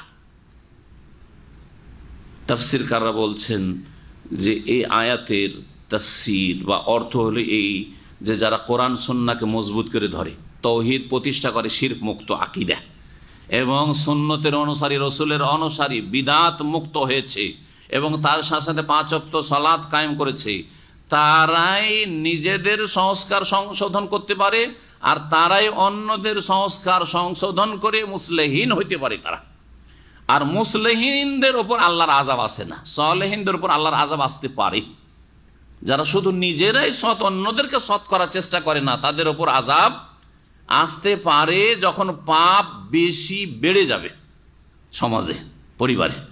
কিন্তু মুসলিহিনদের ওপর আযাব আসবে না, মুসলিমদের ওপর আযাব আসবে না বিনা দলিলে। আল্লাহ পাক কোরআনে কারীমে ইরশাদ করেছেন একটি আয়াত, ওয়া মা কানা রাব্বুকা লিইহলিকাল কুরা বিযুলমিন ওয়া আহলুহা মুসলিহুন। হে নবী, তোমার প্রতিপালক কোন জনপদকে তাদের পাপের কারণে, কোন দেশকে, কোন বাড়িকে, কোন সমাজকে, কোন গ্রামকে পাপের কারণে ধ্বংস করবে না। ও আহলুহা, সেখানকার অধিবাসীরা যদি কি হয়, ও আহলুহা মুসলিহুন, সংস্কারক হয়, সংশোধনকারী হয়, নিজেদের সংশোধন করে, নিজের স্ত্রী ছেলেমেয়ের সংশোধন করে, নিজের গ্রামবাসীর সংশোধন করে, দেশবাসীর সংশোধন করতে থাকে, মানুষকে সৎপথে নিয়ে যাওয়ার জন্য নেতৃত্ব দিতে থাকে, গাইড যদি করতে থাকে, তাহলে ওই জনপদকে আল্লাহ ধ্বংস করবেন না। সহিহ বুখারীতে হাদিস রয়েছে, মা উম্মে সালামা রাদিয়াল্লাহু তাআলা আনহা জিজ্ঞেস করেন নবী করিম সাল্লাল্লাহু আলাইহি ওয়াসাল্লাম যখন আল্লাহ পাকের আযাবের কথা বলছিলেন, তখন বললেন যে ইয়া রাসূলুল্লাহ, আনুহলাকু ফিনা সলিহুন, আমাদেরকে কি ধ্বংস করা হবে আল্লাহর আযাবে? অথচ আমাদের মধ্যে নেক লোকেরা, সলেহুন, মুসলিহুন বলেন, কি বলেছেন? ওয়াফিনা সলেহুন, আমাদের মধ্যে নেক লোকেরা এখনো বেঁচে আছে, এখনো নামাজি আছে, রোজাদার আছে, পরেজগার লোকেরা, আল্লাহ ভীরু আছে, হাজি গাজী আছে, হ্যাঁ, দাড়িওয়ালা আছে, আলেম হুজুরেরা আছে। আনুহুলাক ওয়াফিনা সলেহুন, আমাদের মধ্যে সৎকর্মশীল নেক লোকেরা আছে, তারপরেও কি আমাদেরকে ধ্বংস করে দেওয়া হবে?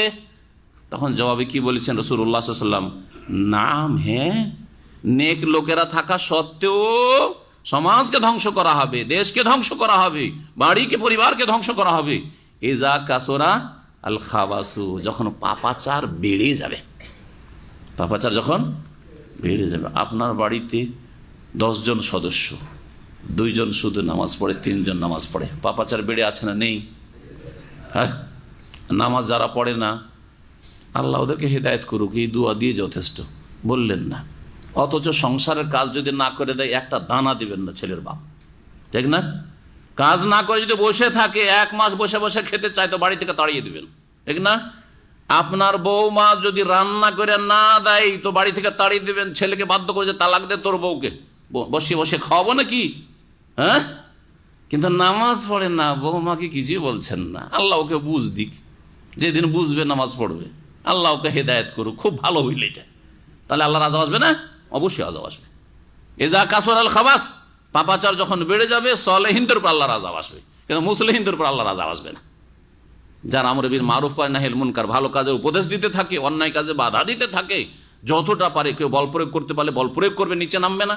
আর বল প্রয়োগ যদি না করতে পারে, তাহলে কথার দ্বারা, আর কথাও যদি না বলতে পারে, মুখ বন্ধ করে দেওয়া হয়, তালা লাগিয়ে দেওয়া হয়, তাহলে নিজে তালা লাগাবেন না, নিজে বোবা সেজে যাবেন না। যদি তালা মেরে দেওয়া হয় মুখে, কথাই বলা যাচ্ছে না, জান চলে যাবে, তখন অন্তর থেকে ঘৃণা করে প্রতিবাদ জানাইতে হবে। বুঝা গেছে? জি। তো আল্লাহ পাক মুসলিহিনদের প্রশংসা করেছেন। অনুবাদকরা সৎকর্মশীল বলে তর্জমা করেছেন। আমি বুঝি না বাঙালি অনুবাদকরা মুসলিহিনের তর্জমা সৎকর্মশীল বা সৎ এই বলে যে অনুবাদ করেছেন, তারা বুঝেন না, শুধু অনুবাদ করেন খ্যাতির জন্য। আল্লাহ পাক সলেহীন হচ্ছে সৎকর্মশীল, যে নিজে ভালো কাজ করে সে হচ্ছে সৎকর্মশীল। আর মুসলিহিন মানে সৎকর্মশীল না, নিজেও সৎ আর অন্যদেরকেও সৎ বানাবার চেষ্টা করে, রিফর্মার, জি, সংস্কারক, একে মুসলিহ বলা হয়। জি, মুজাদ্দিদ, একে মুসলিহিন বলা হয়। যারা ইসলামের চেষ্টা করছে, সমাজের লোকে ভালো করার চেষ্টা করছে, ভালো লোকের সংখ্যা বাড়াবার চেষ্টা করছে, খারাপ লোকের সংখ্যা কমাবার চেষ্টা করছে, তারা হচ্ছে মুসলিহিন। আর নিজের জীবনে সারা রাত যদি সিজদায় পড়ে থাকে, মুসলিহিন হইতে পারবে না। সলে হইতে পারবে, কিন্তু মুসলিহ হইতে পারবে না। আল্লাহ পাক রব্বুল তারপরে বলছেন, ওয়াইজ নাতাকনাল জাবালা ফাওকাহুম কান্নাহু যুল্লাহ, স্মরণ করো যখন পাহাড়কে আমি তাদের উপর উঠিয়ে ধরলাম। আল্লাহ পাক রব্বুল পাহাড়কে উঠিয়ে ধরলেন। এই আয়াতে কোন পাহাড় সেটা ছিল? ফাওকাহুম, তাদের ওপর। কার আলোচনা চলছে? বনি ইসরাইলদের। বনি ইসরাইল, মূসা আলাইহিস সালাম যখন তাওরাত নিয়ে আসলেন, তো তাওরাত নিয়ে আসার পরে তাওরাতের বিধিবিধান খুব একটু কষ্টদায়ক ছিল, জটিলতা, তাতে তাফরীদ, শক্ত বিধিবিধান। কাপড়ে যদি পেশাব পায়খানা লেগে যায়, কেটে ফেলতে হবে। হ্যাঁ, শরীরে যদি লেগে যায় 7 বার করে ধুইতে হবে। হ্যাঁ, আর মেলা বিষয়, জটিলতা ছিল, অত সহজ ছিল না। কিন্তু তার আগে ওয়াদা করেছে যে মূসা, যে কিতাব নিতে আপনি যাচ্ছেন, আল্লাহর কিতাব, ওরা মেনে চলবো। ওয়াদা করেছে, আগে থেকে ওয়াদা করা আছে। যখন কিতাব আসলো আর দেখলো যে এসব বিধিবিধান না, এগুলো মানা যাবে না, মানতে পারবো না এগুলো। আল্লাহ বলেছেন, নবী তো জিজ্ঞেস করেছিল তোমাদেরকে, আগেই তো বলেছে যে মানবো, মানতে হবে তোমাদেরকে, মানতে। এমন নয় যে অসম্ভব, একটা হচ্ছে অসম্ভব নয়, কিন্তু কষ্ট ছিল সব বিধি। যেমন দিন ইসলাম সহজ, দিন ইসলাম কি সহজ, নবী সাল্লাল্লাহু আলাইহি ওয়াসাল্লাম বলেছেন, আল্লাহ কোরআনে বলেছেন, ওয়ামা জাআলা আলাইকুম ফিদ-দীন মিন হারাজ, দিনের মধ্যে, দিন ইসলামে কোনো সংকীর্ণতা নেই, যেখানে মুশকিল সেখানেই আসান। সফরে যাচ্ছেন, 4 রাকাত নামাজকে 2 করে পড়েন, আসান হলো না? পানি পাচ্ছেন না, তেমন করলেন, আরে ফরজ গোসলে আছে, তারপর তেমন করে নিতে পারবেন, ঠিক না? পানি নেই সেজন্য, বা পানি ব্যবহার করতে পারছেন না, রোগ বেড়ে যাবে, আশঙ্কা আছে, তো তেমন করে নেন। এইভাবে দিনের ক্ষেত্রে দাঁড়িয়ে নামাজ পড়তে পারছেন না, অসুস্থ, বসে পড়তে পারছেন না, শুয়ে পড়েন, চোখের ইশারায় পড়েন, কিন্তু নামাজ পড়তে হবে, হুঁশ আছে, নামাজ পড়তে হবে। যে আমি নামাজ পড়বো না, কাপড় খারাপ, এইটা চলবে না। এত সহজ এটা দিন না, এটা হচ্ছে শয়তানের অনুসরণ করা। আজকাল অধিকাংশ মুসলিমরা যারা বেনামাজি, তাদের সবসময় কাপড় খারাপ থাকে, জানেন না? একজন আলেম রসিকতা করে বক্তব্য করতে গিয়ে বলছে যে মহিলাদের তো 1 সপ্তাহ খারাপ থাকে, কিন্তু বেনামাজিদের গোটা বছর খারাপ থাকে, গোটা বছর কাপড় খারাপ থাকে, ঠিক না? জি, আফসোসের কথাই বেনামাজিদের উপর। তো এই ইহুদিরা বনি ইসরায়েলরা যখন তাওরাত আসলে বলছে না মানতে পারবো না, আল্লাহ পাক রব্বুল আলামিন তুর পাহাড়কে তাদের মাথার উপর উঠিয়ে ধরে দিলেন যে মানবে না, পিষে দেবো, চাক্কি হিসাব করে পিষে দেবো। তাহলে মানবো মানবো মানবো। জি হ্যাঁ, এখানে শুধু আল জাবাল পাহাড় বলা হয়েছে, কোন পাহাড় ছিল বলা হয়নি, কিন্তু সূরা বাকারাতে 2 জায়গায় বলা হয়েছে ওয়ারাফানা ফাওকাকুম আত-তুরা। এখানে নাতাক না নাতাকা, ওখানে রাফা, তাহলে বোঝা গেল নাতাকা মানে উঠিয়ে ধরা, রাফা মানে উঁচা করে ধরা। তাদের মাথার উপর আল্লাহ কি ধরলেন? পাহাড়কে ধরলেন একবার। হ্যাঁ, কান্না হুজুল্লাহ, যেন মনে হচ্ছিল মেঘমালা, তুর পাহাড় মেঘের মতো মাথার উপর চলে এসছে, মানবি না তুর পাহাড় পড়লো তোদের ওপর। জি হ্যাঁ, ওয়াজান্নু, তাদের বিশ্বাস হয়ে গেল, তারা নিশ্চিত হয়ে গেল, আন্নাহু ওয়াকিউম বিহিম, যে এই তুর পাহাড় আমাদের উপর ভেঙে পড়লো। কি পড়লো? আল্লাহ বললেন খুযু মা আতাইনাকুম, মূসা আলাইহিস সালামের মাধ্যমে, যা তোমাদেরকে প্রদান করেছি তাওরাত, তা মজবুত করে ধরো, বেকুয়া, মজবুত করে শক্তভাবে ধারণ করো। ওয়াজকুরু মা ফি, আর তাওরাতে যেসব বিধিবিধান রয়েছে, হুকুম আহকাম রয়েছে, সেগুলি তোমরা চর্চা করো, সেগুলিকে স্মরণ করো, মানে চর্চা করো, শিক্ষা লাভ করো, একে অপরকে শিখাও। লাআল্লাকুম তাত্তাকুন, যাতে করে তোমরা পাপ মুক্ত হইতে পারো, আল্লাহ ভীরু হইতে পারো। এখান থেকে ইহুদিদের কথা আলোচনা শেষ হলো। আল্লাহ পাক রব্বুল তারপরে আদম আলাইহিস সালামকে সৃষ্টি করলেন, এবং আদম আলাইহিস সালামের পৃষ্ঠদেশ থেকে যত আদম সন্তান কিয়ামত পর্যন্ত পৃথিবীতে এখন পর্যন্ত জন্ম নিয়েছে আর বর্তমানে আছে আর কিয়ামত পর্যন্ত আসবে, সকলকে আল্লাহ পাক ধারণ করলেন, আর সকলের কাছে সাক্ষী নিলেন যে আমি কি তোমাদের রব। এই তাফসীরকে অনেকে দুনিয়ার যুক্তি দিয়ে অসম্ভব মনে করেছে। কিছু অসম্ভব নয়, আজকের সায়েন্স প্রমাণ করে দিয়েছে। গবেষক ওলামারা বলছেন যে আজকের সায়েন্স বিজ্ঞান প্রমাণ করে দিয়েছে যে মানুষের কাছে অসম্ভব না তো আল্লাহর কাছে অসম্ভব কি? এই যে শুক্র কীট বুঝেন, শুক্রতে যে ছোট ছোট কীট আছে, এগুলো মেডিকেল সায়েন্সে সুবহানাল্লাহ সারা পৃথিবীতে যত মানুষের শুক্র রয়েছে, সবগুলি থেকে শুক্র কীটকে যদি একটা ছোট প্লেটে না হয় চলে আসবে। আর শুক্র কীটে কত যে অসংখ্য, শুক্রতে যে কত শুক্র কীট আছে, যেগুলির একটা থেকে একটা শিশু জন্মায়। তাহলে বীর্যের সাথে শুক্রর সাথে কত যে শুক্র কীট আল্লাহ পাক পয়দা করে রেখেছেন, সেগুলিকে সারা পৃথিবীর শুক্রগুলিকে যদি বীর্যকে জমা করা হয়, সেগুলি থেকে ওই শুক্র কীটগুলিকে তো একটা ছোট প্লেটে চলে আসবে, গবেষকরা বলছে। তাহলে এটা যদি সায়েন্সে বলতে পারে, তো রব্বুল আলামিন আহকামুল হাকিমিন, তিনি সর্বশক্তিমান, আদম আলাইহিস সালামের পৃষ্ঠদেশ থেকে সমস্ত আদম সন্তানগুলিকে গ্রহণ করলেন, আর তারপর সবগুলির কাছ থেকে সাক্ষী নিলেন। এই জগৎটাকে, এই সাক্ষী নেওয়ার জগৎটাকে বলা হয়েছে আলামুজ্জার। যার মানে হচ্ছে পিপিলিকা, পিপিলিকার মতো ক্ষুদ্র ক্ষুদ্র, পিপিলিকাতে বোঝানো হয়েছে। আজকাল সায়েন্সে বলছে যে যা চোখে দেখতে পায় না, কিন্তু শুক্রের মধ্যে, বীর্যের মধ্যে ওই শুক্র কীটগুলি আছে। এটা সায়েন্সে বলছে, সেই জন্য জানছেন না, তো জানতেনই না আপনিও, সায়েন্সে না বুঝলে, তাই না? নবী সাল্লাল্লাহু আলাইহি ওয়াসাল্লাম সাহাবীরা এসব জানতেন না, জানতেন যে নুতফা, বীর্য, কিন্তু বীর্যতে যে এত অসংখ্য কীট আছে জানতেন না। সায়েন্সে আরো আল্লাহ পাকের ওয়াহদানিয়াত, একত্ব প্রমাণ করে দিচ্ছে। আল্লাহ পাক রব্বুল আলামিন যে তিনি সত্য মাবুদ প্রমাণ করে দিচ্ছে।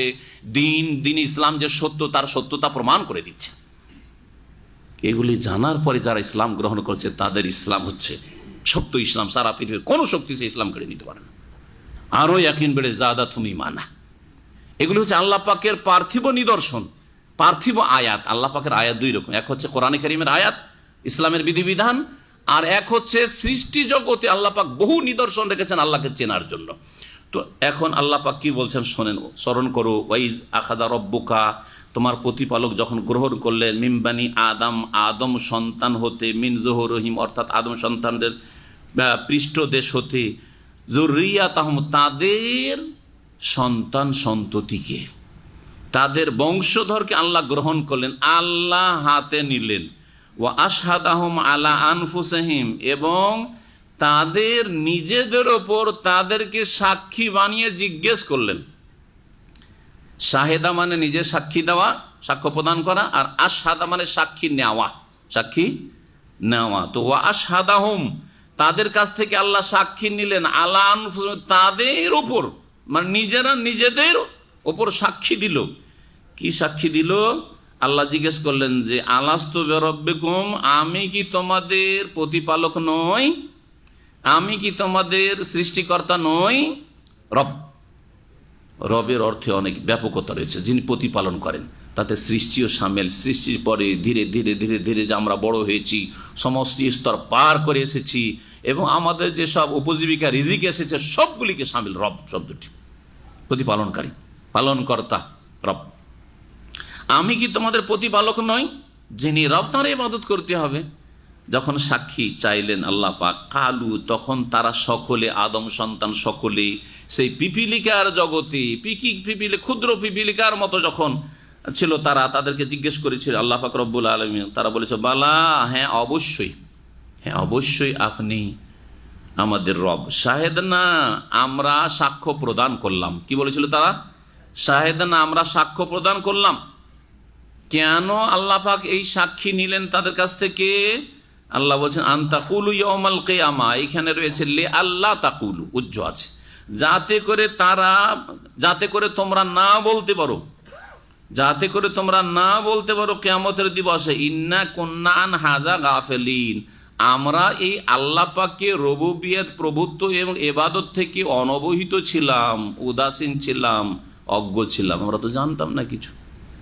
এই কথা না বলতে পারো, কিন্তু আমাদের মনে আছে কি, হ্যাঁ, যে ওই আলামুজার, সে পিপিলিকার জগতে আল্লাহ পাক আমাদের প্রত্যেকের কাছ থেকে, সৎ ও অসৎ, মুসলিম অমুসলিম, নাস্তিক আস্তিক, হ্যাঁ, সকলের কাছ থেকে আল্লাহ পাক সাক্ষী নিয়েছেন। আর সকলে বলেছে বালা, শাহেদ না, হে আল্লাহ, হ্যাঁ তুমি আমাদের রব, আমরা সাক্ষী দিচ্ছি। মনে নেই। এই যে মনে নেই, যদি মনে না থাকে তো আল্লাহ বলছেন স্মরণ করিয়ে দাও, ওয়াযাক্কির ফাইন্না যিকরা তানফাউল মুমিনিন, স্মরণ করিয়ে দাও, স্মরণ করালে যারা বিশ্বাসী তাদের উপকার হয়। তো স্মরণ আল্লাহ করিয়ে দিয়েছেন না করিয়ে দেননি? স্মরণ করিয়ে দেওয়ার জন্য আল্লাহ পাক অসংখ্য নবী রসুল পাঠিয়েছেন, পাঠিয়েছেন না পাঠান নাই? প্রত্যেক জাতিতে আল্লাহ নবী রসুল পাঠিয়েছেন, তারা রিমাইন্ড করিয়ে দিয়েছেন, স্মরণ করিয়ে দিয়েছেন। তারপরে এই সাক্ষীটিকে হাদিসের ভাষায় বলা হয়েছে ইসলামী ফিতরত। ফিতরত কি বলা হয়েছে এটাকে? হাদিসটা শোনাই তাহলে। প্রিয় নবী মুহাম্মদ রাসূলুল্লাহ সাল্লাল্লাহু আলাইহি ওয়াসাল্লাম বলছেন, কুল্লু মাউলুদিন ইউলাদু আলাল ফিতরা, প্রত্যেক শিশু জন্ম নেই কিসের ওপর? তার প্রকৃতির ওপর, ইসলাম তৌহিদের প্রকৃতির ওপর। আল্লাহর সাথে পরিচিতি তার আছে, আল্লাহকে জানে, মানে, বিশ্বাস করে, এই নেচারের ওপর সে পয়দা হয়। কুল্লু মাউলুদিন ইউলাদু আলাল ফিতরা। তো মানুষ যখন জন্মায়, যে কোনো মানুষ জন্মেছে, যে কোনো পরিবারে জন্মেছে, কিসের উপর জন্মায়? ফিতরাতে, ইসলামের ওপর। আল্লাহ আছেন, আমার সৃষ্টিকর্তা আছেন, আমি এমনিতে প্রাকৃতিকভাবে আসিনি। এই যে নাস্তিকরা বলছে যে প্রাকৃতিকভাবে চলে এসেছি, হ্যাঁ, সব কিছু ন্যাচারাল, সব ন্যাচারাল, এটা তাদের প্রকৃতিতে বিকৃতি ঘটার পর, তারা তাদের পারিপার্শ্বিক অবস্থা থেকে প্রভাবিত হওয়ার পর শিরক, বিদআত, কুফরি আর গুমরাহি আর তার নাস্তিকতার মাঝে লেখাপড়া করার পরে এই ভাষাগুলি বেরিয়েছে। আজকাল যে শিক্ষিত লোকদের, বুদ্ধিজীবীদের ভাষা, যেসব প্রাকৃতিক দুর্যোগ আর প্রাকৃতিক আবর্তন বিবর্তন, এগুলি কথা তারা খারাপ পরিবেশ পেয়ে, নাস্তিকদের পরিবেশ পেয়ে, ভুল শিক্ষা পেয়ে সেখানে প্রভাবিত হওয়ার পরে গুমরাহির কথাগুলি বেরিয়েছে। কিন্তু যখন ওই নাস্তিক, ও বুদ্ধিজীবীটা, বা ওই কি বলছে ওটাকে, হ্যাঁ বুদ্ধিজীবীটা জন্ম নিয়েছিল, তখন ফিতরাতের উপর জন্ম নিয়েছিল। কুল্লু মাউলুদিন ইউলাদু আলাল ফিতরা। তারপরে নবী বলছেন ফাআবাওয়া ইউহাউবিদান, তার বাপ মা যদি ইহুদি থাকে, একটু সাবালক হলে তাকে কি করে? ইহুদি বানিয়ে দেয়। ইহুদিদের ধর্মশালাতে নিয়ে যায়, সেখানে ইহুদি বানিয়ে দেয়। আর ইউনাসসিরানি, খ্রিস্টান হলে চার্চের গির্জাতে নিয়ে গিয়ে ওখানে তাকে খ্রিস্টান বানিয়ে দেয়। আর ইউমাজ্জিসানি, মজুস, অগ্নিপূজক হলে আগুনের পূজাতে লাগিয়ে দেয় ছেলে মেয়েকে। হিন্দু হলে হিন্দুদের মন্দিরে নাকি হিন্দু বানিয়ে দেয়। হ্যাঁ, যদি বিদআতপন্থী, মাজারপন্থী হয়, মাজারে নাকি মাজার পূজারি বানিয়ে দেয়। বুঝা গেছে? এইভাবে যে নাস্তিক হলে নাস্তিকের বাচ্চাকে নাস্তিক বানিয়ে দেয়। নাস্তিক বানিয়ে দেয়। নাস্তিক শিক্ষক, নাস্তিক প্রফেসর, তার কাছে লেখাপড়া করে ওই ছেলেও গিয়ে স্টুডেন্ট গিয়ে নাস্তিক হয়ে গেছে। পারিপার্শ্বিক অবস্থার কাছে, বাপের কারণে, মায়ের কারণে হোক, অথবা শিক্ষকদের কারণে হোক, বা শিক্ষা অঙ্গনের কারণে হোক, অথবা সমাজ যে অসৎ সমাজ, সেই অসৎ সমাজের কারণে হোক, যদি আসল ফিতরাতের উপর ছেড়ে দেওয়া হয়, প্রভাবিত না হয়, কোনো পরিবেশের সাথে সে মিশেনি, প্রভাবিত হয়নি, সে আসল ফিতরাতের ওপর আছে। আসল ফিতরাত ইসলামের ওপর, তৌহিদের ওপর। ইসলাম মানে ইসলামের মৌলিক বিষয়। সবগুলি কথা তো বুঝতে পারবে না। নামাজ পড়তে হবে এত রাকাত, ওটা কি করে বুঝবে? কিন্তু আমার স্রষ্টা আছে, আমি এমনিতে পয়দা হইনি। হ্যাঁ, আর আমি যখন পৃথিবীতে একদিন এসেছি, একদিন ছিলাম না, নিশ্চিহ্ন ছিলাম, তারপরে আমার অস্তিত্বহীন ছিলাম, অস্তিত্ব এসেছে, তো একদিন পৃথিবী থেকে চলে যাব। এই ধরনের যেগুলো মৌলিক বিষয়, রব সম্পর্কে জ্ঞান। আল্লাহু বিরব্বিকুম, আল্লাহ জিজ্ঞেস করেছেন রব সম্পর্কে, প্রকৃতির নেচারে রাখা আছে যে আমার রব আছে প্রত্যেক শিশুর মধ্যে। আল্লাহ পাক রব্বুল আলামিন তারপরে বলছেন যে যাতে করে তারা না বলে যে ইন্না কুন্না আন হাযা গাফিলিন, আমরা এর থেকে গাফিল ছিলাম কিয়ামতের দিনে। আনতাকুলু ইয়াউমাল কিয়ামাতি ইন্না কুন্না আন হাযা গাফিলিন, আও তাকুলু, অথবা এই কথা না তোমরা বলো যে ইন্নামা আশরাকা আবাউনা মিন ক্বাবলু, এর পূর্বে আমাদের পূর্বপুরুষরা শিরিক করেছে, আমরা কি করব? তোমরা সাক্ষী দিয়ে এসেছো, আর পূর্বপুরুষ কি করলো সেটা দেখার বিষয় নেই, তোমার সাক্ষীর ওপর তুমি থাকো। যাতে করে তোমরা এই কথা না বলো ইন্নামা আশরাকা আবাউনা মিন ক্বাবলু, এর পূর্বে আমাদের পূর্বপুরুষরা শিরিক করেছে, ওয়া কুন্না যুররিয়াতাম মিন বাদিহিম, আর তাদের পরে আমরা তাদেরই বংশধর ছিলাম, সন্তান সন্ততি ছিলাম, সুতরাং আমরা বাপ দাদার অনুকরণ করেছি, এই কথা চলবে না, বাপ দাদা ধর্ম মানলে চলবে না। আফাতুহলিকুনা বিমা ফাআলাল মুবতিলুন, ওই লোকেরা যদি বলে যে আমাদের পূর্বপুরুষরা এইরকম করেছে, শিরিক করেছে, আমরাও শিরিকের ধর্ম করেছি, এটা চলবে না। তাই তারা আরও বলবে, এই ছেলেরা বা পরবর্তীকালে লোকেরা, আফাতুহলিকুনা, হে আল্লাহ আমাদেরকে কি ধ্বংস করে দেবে, বিমা ফাআলাল মুবতিলুন, যারা বিভ্রান্ত, তারা যা করেছে, বিভ্রান্তরা যা করেছে তাদের কর্মের কারণে আমাদের কি ধ্বংস করে দেবে? মানে আমরা তো এইসব শিরকি ধর্ম পালন করা শুরু করি না, আমাদের পূর্বপুরুষরা করতো, দেখা দেখি আমরা করেছি, তো আমাদেরকে কেন ধ্বংস করবে? হ্যাঁ, তোমাদেরকে এই জন্য যে তোমরা সাক্ষ্য প্রদান করেছো, এবং তোমাদেরকে এই সাক্ষ্য সম্পর্কে স্মরণ করিয়ে দেওয়ার জন্য আম্বিয়া রসুল পাঠানো হয়েছে, কিতাব নাজিল করা হয়েছে, আসমানি গ্রন্থ এসেছে। ওয়াকাযালিকা নুফাসসিলুল আয়াত, আর এইভাবে আমি আয়াত সমূহকে বা বিধানাবলীকে বিশদভাবে বর্ণনা করি, ওয়ালা আল্লাহুম ইয়ারজিউন, যাতে করে তারা ফিরে আসে। আল্লাহ পাক তারপরে বলছেন ওয়াতুলু আলাইহিম নাবা আল্লাযী আতাইনাহু আয়াতিনা, হে নবী তুমি পড়ে শোনাও। তালা ইয়াতুলু মানে পাঠ করা, তিলাওয়াত করা। ওয়াতুলু আলাইহিম তাদেরকে পড়ে শুনিয়ে দাও, নাবা আল্লাযী আতাইনাহু আয়াতিনা, ওই লোকের কাহিনী, নাবা মানে খবর, সংবাদ, ওই লোকের ঘটনা বা ওই লোকের কাহিনী, আল্লাযী আতাইনাহু আয়াতিনা, যাকে আমার নিদর্শনাবলী দিয়েছিলাম, যাকে আমার নিদর্শনাবলী দিয়েছিলাম। ফানসালাখা মিনহা, তা থেকে সে বেরিয়ে পড়েছিল, তা পরিহার করে সে বেরিয়ে, ইনসালাখা মানে, ইনসালাখ বলা হয় চামড়া ছড়িয়ে নেওয়াকে, গরু ছাগলে যে চামড়া খালিয়ে নেওয়া হয় এটাকে ইনসালাখা বলা হয়। জি, সালাখা আসলখ। তো ফানসালাখা, ফাইজান সালাখাল আশরুল হরম, হারাম সম্মানিত মাসগুলি যখন চলে যাবে, সূরা তওবায় তোর চলে যাওয়ার অর্থে অতিবাহিত হয়ে যাওয়া সম্পর্কে এই শব্দ উল্লেখিত হয়েছে এখানে। ফানসালাখা মিনহা, সেই আয়াত সমূহ থেকে সে বেরিয়ে পড়েছিল পরিত্যাগ করে। ফাআতবাহু শায়তান, শয়তান তখন তার পেছনে লেগে গেছিল, শয়তান তার অনুসরণ করে তার পিছনে লাগলো পথভ্রষ্ট করার জন্য আরো। ফাকানা মিনাল গাওয়িন, সুতরাং সে পথভ্রষ্ট গুমরাহদের অন্তর্ভুক্ত হয়ে। ওয়ালাউ শি'না, যদি আমি চাইতাম, লা রাফা'নাহু বিহা, সেই নিদর্শনাবলী দিয়ে বা আয়াত সমূহ দিয়ে, যে আয়াত সম্পর্কে তার জ্ঞান ছিল, আয়াত সমূহ দিয়ে তাকে সম্মানিত করতাম, উঁচু মর্যাদা দান করতাম, লা রাফা'নাহু বিহা। তাহলে আয়াত প্রমাণ করে যে কোরআনে কারীমের আয়াত দিয়ে আল্লাহ পাক কি করেছেন? বহু জাতিকে সম্মানিত করেছেন। নবী সাল্লাল্লাহু আলাইহি ওয়াসাল্লাম একটি হাদিস, ইন্নাল্লাহা ইয়ারফাউ বিহাযাল কিতাবে আকওয়ামান, নিঃসন্দেহে আল্লাহ পাক বহু জাতিকে এই কোরআন দিয়ে কি করেছেন? ইয়ারফাউ, উপরে উঠিয়ে থাকেন, সম্মানিত করেন। এটা গরিবের ছেলে, ফকিরের ছেলে, আজকে বড় একজন আলেম আর শেখ আর কত কি হয়ে গেছে, হ্যাঁ, একজন মেথরের ছেলে, ডোমের ছেলে, জাহান্নামে। দুনিয়া তো ডোম মেথর পেশাব পায়খানা সাফ করতো, আর জাহান্নামে যে চলে যেত মরে গেলে ওই অবস্থায়। কিন্তু আল্লাহ পাক তাকে কালেমা পড়ে মুসলমান হওয়ার তৌফিক দান করেছেন, আল্লাহ পাক সম্মানিত করে দিয়েছেন সে। হ্যাঁ, এবং আমার মতো সে মুসলিম, আমিও মুসলিম, সমান। ইসলামে এসে সকলে সমান। ইসলামে এসে ছিল শূদ্র, ছিল কি শূদ্র, ব্রাহ্মণ ক্ষত্রিয়দের কাছে তার কোনো মর্যাদা ছিল না, মন্দিরের গেটে পর্যন্ত যেতে পারবে না, বোঝা গেছে। কিন্তু ইসলাম গ্রহণ করার পরে মসজিদে এসে, যে মসজিদে হারামিয়া প্রথম কাতারে বসে আছে, কেউ নিষেধ করবে নাকি? ইসলামে নিষেধ আছে যে তুই ডোমের ছেলে বা তুই ক্লিনার, সেই জন্য প্রথম কাতারে বসতে পারবি না, তুই পিছনে গিয়ে বস। হ্যাঁ, আছে কি? নাই, সকলে সমান। আমির গরিব এখানে সকলে সমান ইসলামে। জি, এটা হচ্ছে ইসলামের বৈশিষ্ট্য, ইসলামের সৌন্দর্য। যদি আমি চাইতাম তো আয়াতগুলি দিয়ে আমি কি করতাম, তাকে সম্মানিত করতাম।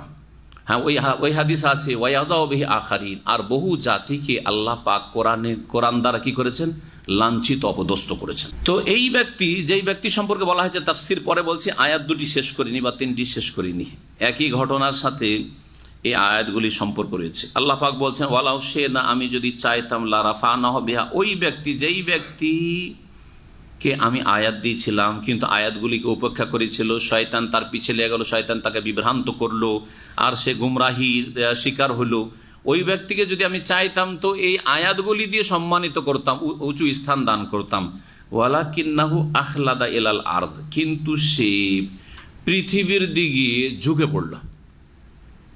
হ্যাঁ, দুনিয়ামুখী হয়ে গেল, পেট পূজারি হয়ে গেল। আখলাদা ইলাল, আখলাদা মানে স্থায়ী হয়ে যাওয়া। মনে করলো যে দুনিয়া আমার জন্য স্থায়ী, টাকা পয়সা আমার চিরকাল থাকবে, ধন সম্পদ আমার চিরকাল থাকবে, এ দুনিয়ার সামগ্রী আমার আসল কাজে আসবে। ওয়ালাকিন্নাহু আখলাদা ইলাল আরদের আর একটি অর্থ করতে পারেন, ভাব অর্থ, সেটা হচ্ছে সে পৃথিবীকে কামড়ে ধরলো। পৃথিবীকে কি করলো? কামড়ে ধরলো। এই পরিভাষা আমরা ব্যবহার করি, তাই না? দুনিয়াকে কামড়ে ধরে আছে, ঠিক।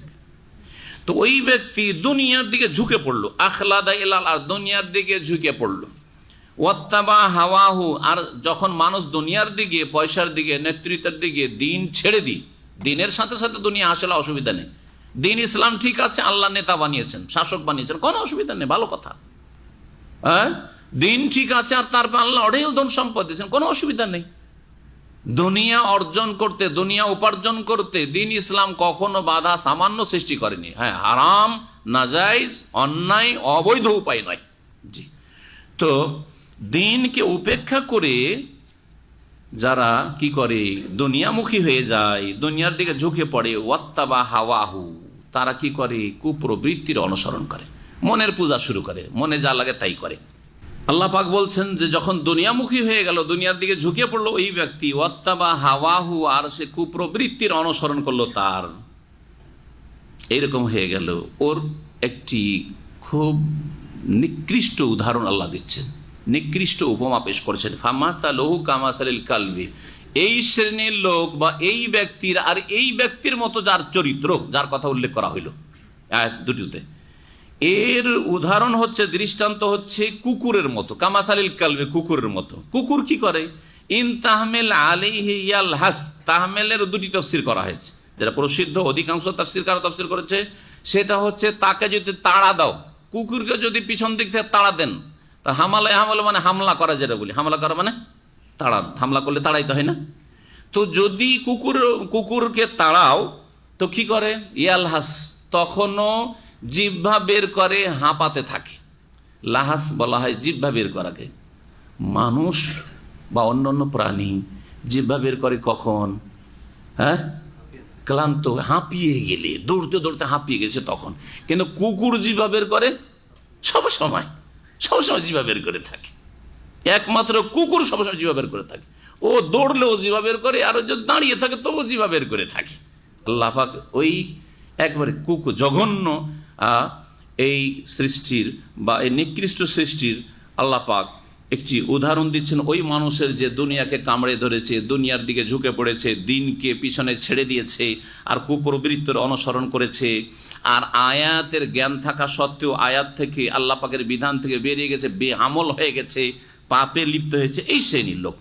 আল্লাহ পাক বলছেন যে ওর উপমা হচ্ছে কামাসালিল কালবে, কুকুরের মতো। ইন তাহমেল আলিস, তাকে যদি তাড়া দাও, ইয়ালহাস, তখনও জিহ্বা বের করে হাঁপাতে থাকে।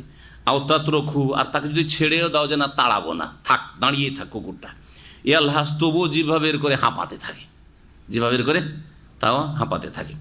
যালিকা মাসালুল কওমিল্লাযিনা কাযাবু বিআয়াত, এই হচ্ছে উপমা ওই জাতির, যালিকা মাসালুল ওই জাতির উপমা, আল্লাযিনা কাযাবু বিআয়াতিনা, যারা আমার আয়াত সমূহকে অমান্য করেছে, মিথ্যা প্রতিপন্ন করেছে।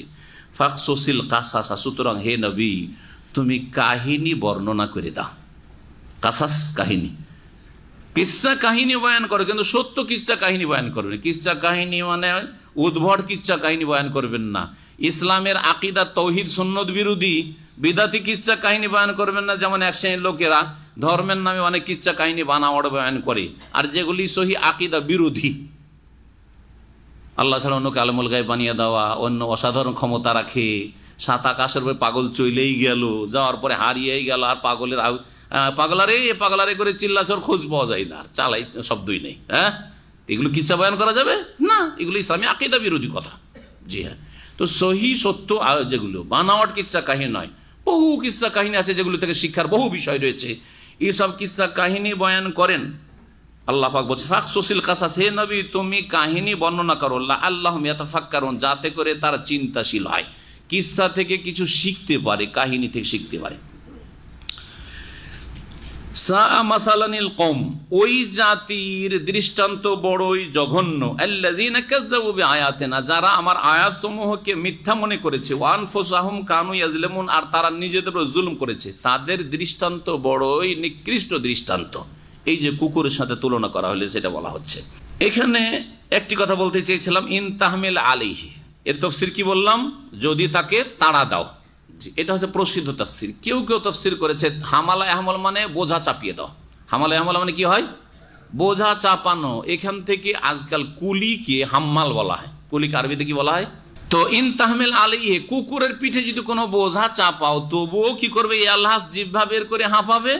আও তাতরুকু, আর যদি বোঝা বিহীন ছেড়ে দাও কুকুরকে, তবুও জিহ্বা বের করে হাঁপাবে। তাহলে অন্য আরেকটি তাফসীর হলো, কিন্তু এই তাফসীর আরবি তাফসীর এখন পর্যন্ত আমি পাইনি, জানি না এই তাফসীর কতটুকু ঠিক, তবে হতে পারে আরবি ভাষাতে এতটুকু মানে ক্ষমতা আছে যে হামালায় হামল মানে বোঝা চাপানো হয়, আর হামালায় হামল মানে তাড়া দেওয়া হয় যে পেছন থেকে। এই আয়াতগুলিতে যেই ব্যক্তির কথা বলা হলো, আল্লাহ কি বললেন, হে নবী তাদেরকে শোনাও ওই ব্যক্তির কাহিনী। এটা কোনো বিশেষ ব্যক্তি ছিল না, যে কোনো ব্যক্তি যার এই রকমের চরিত্র হবে তার সম্পর্কে। এই ব্যাপারে মুফাসসিরিনদের বিভিন্ন মতামত রয়েছে।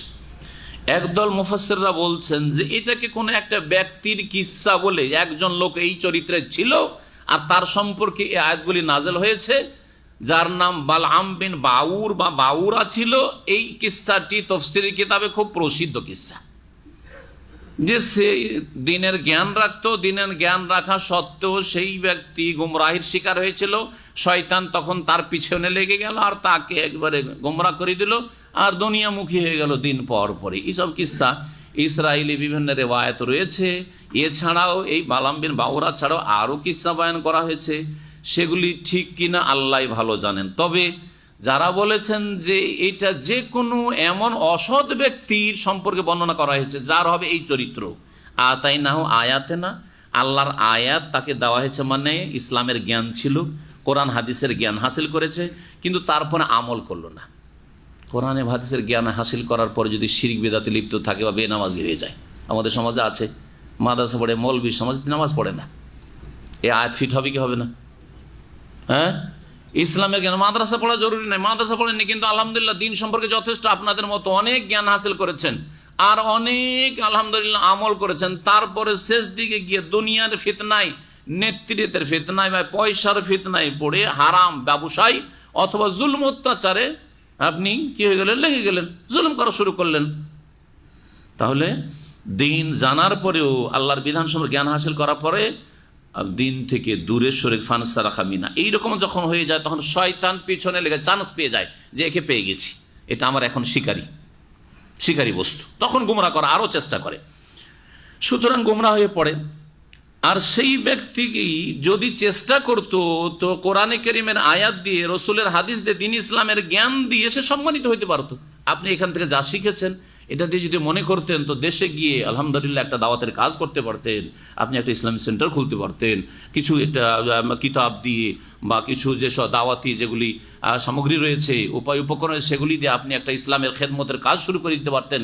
তা না করে দেশে গিয়ে গ্রামে গিয়ে বেদিন হয়ে গেলেন আপনি। তো সম্মানিত না হয়ে আপনি লাঞ্ছিত, আল্লাহ আপনাকে লাঞ্ছিত করে দিলেন। কেন? ওয়ালাকিন আখলাদা ইলাল আরদ, দুনিয়ামুখী হয়ে গেলেন, দুনিয়ার দিকে ঝুঁকে পড়লেন। দুনিয়ার দিকে ঝুঁকে গিয়ে কেউ নেতৃত্বের ফিতনায়, কেউ পয়সার ফিতনাও, আর কেউ নারীর ফিতনায়, অনেকে নারীর ফিতনায় সারা জীবন ভালো চললো আর শেষ জীবনে গিয়ে নারীর ফিতনায় পড়ে জাহান্নামের রাস্তা ধরে নিল। অনেকে আল্লাহ পাক হেফাজত করেন।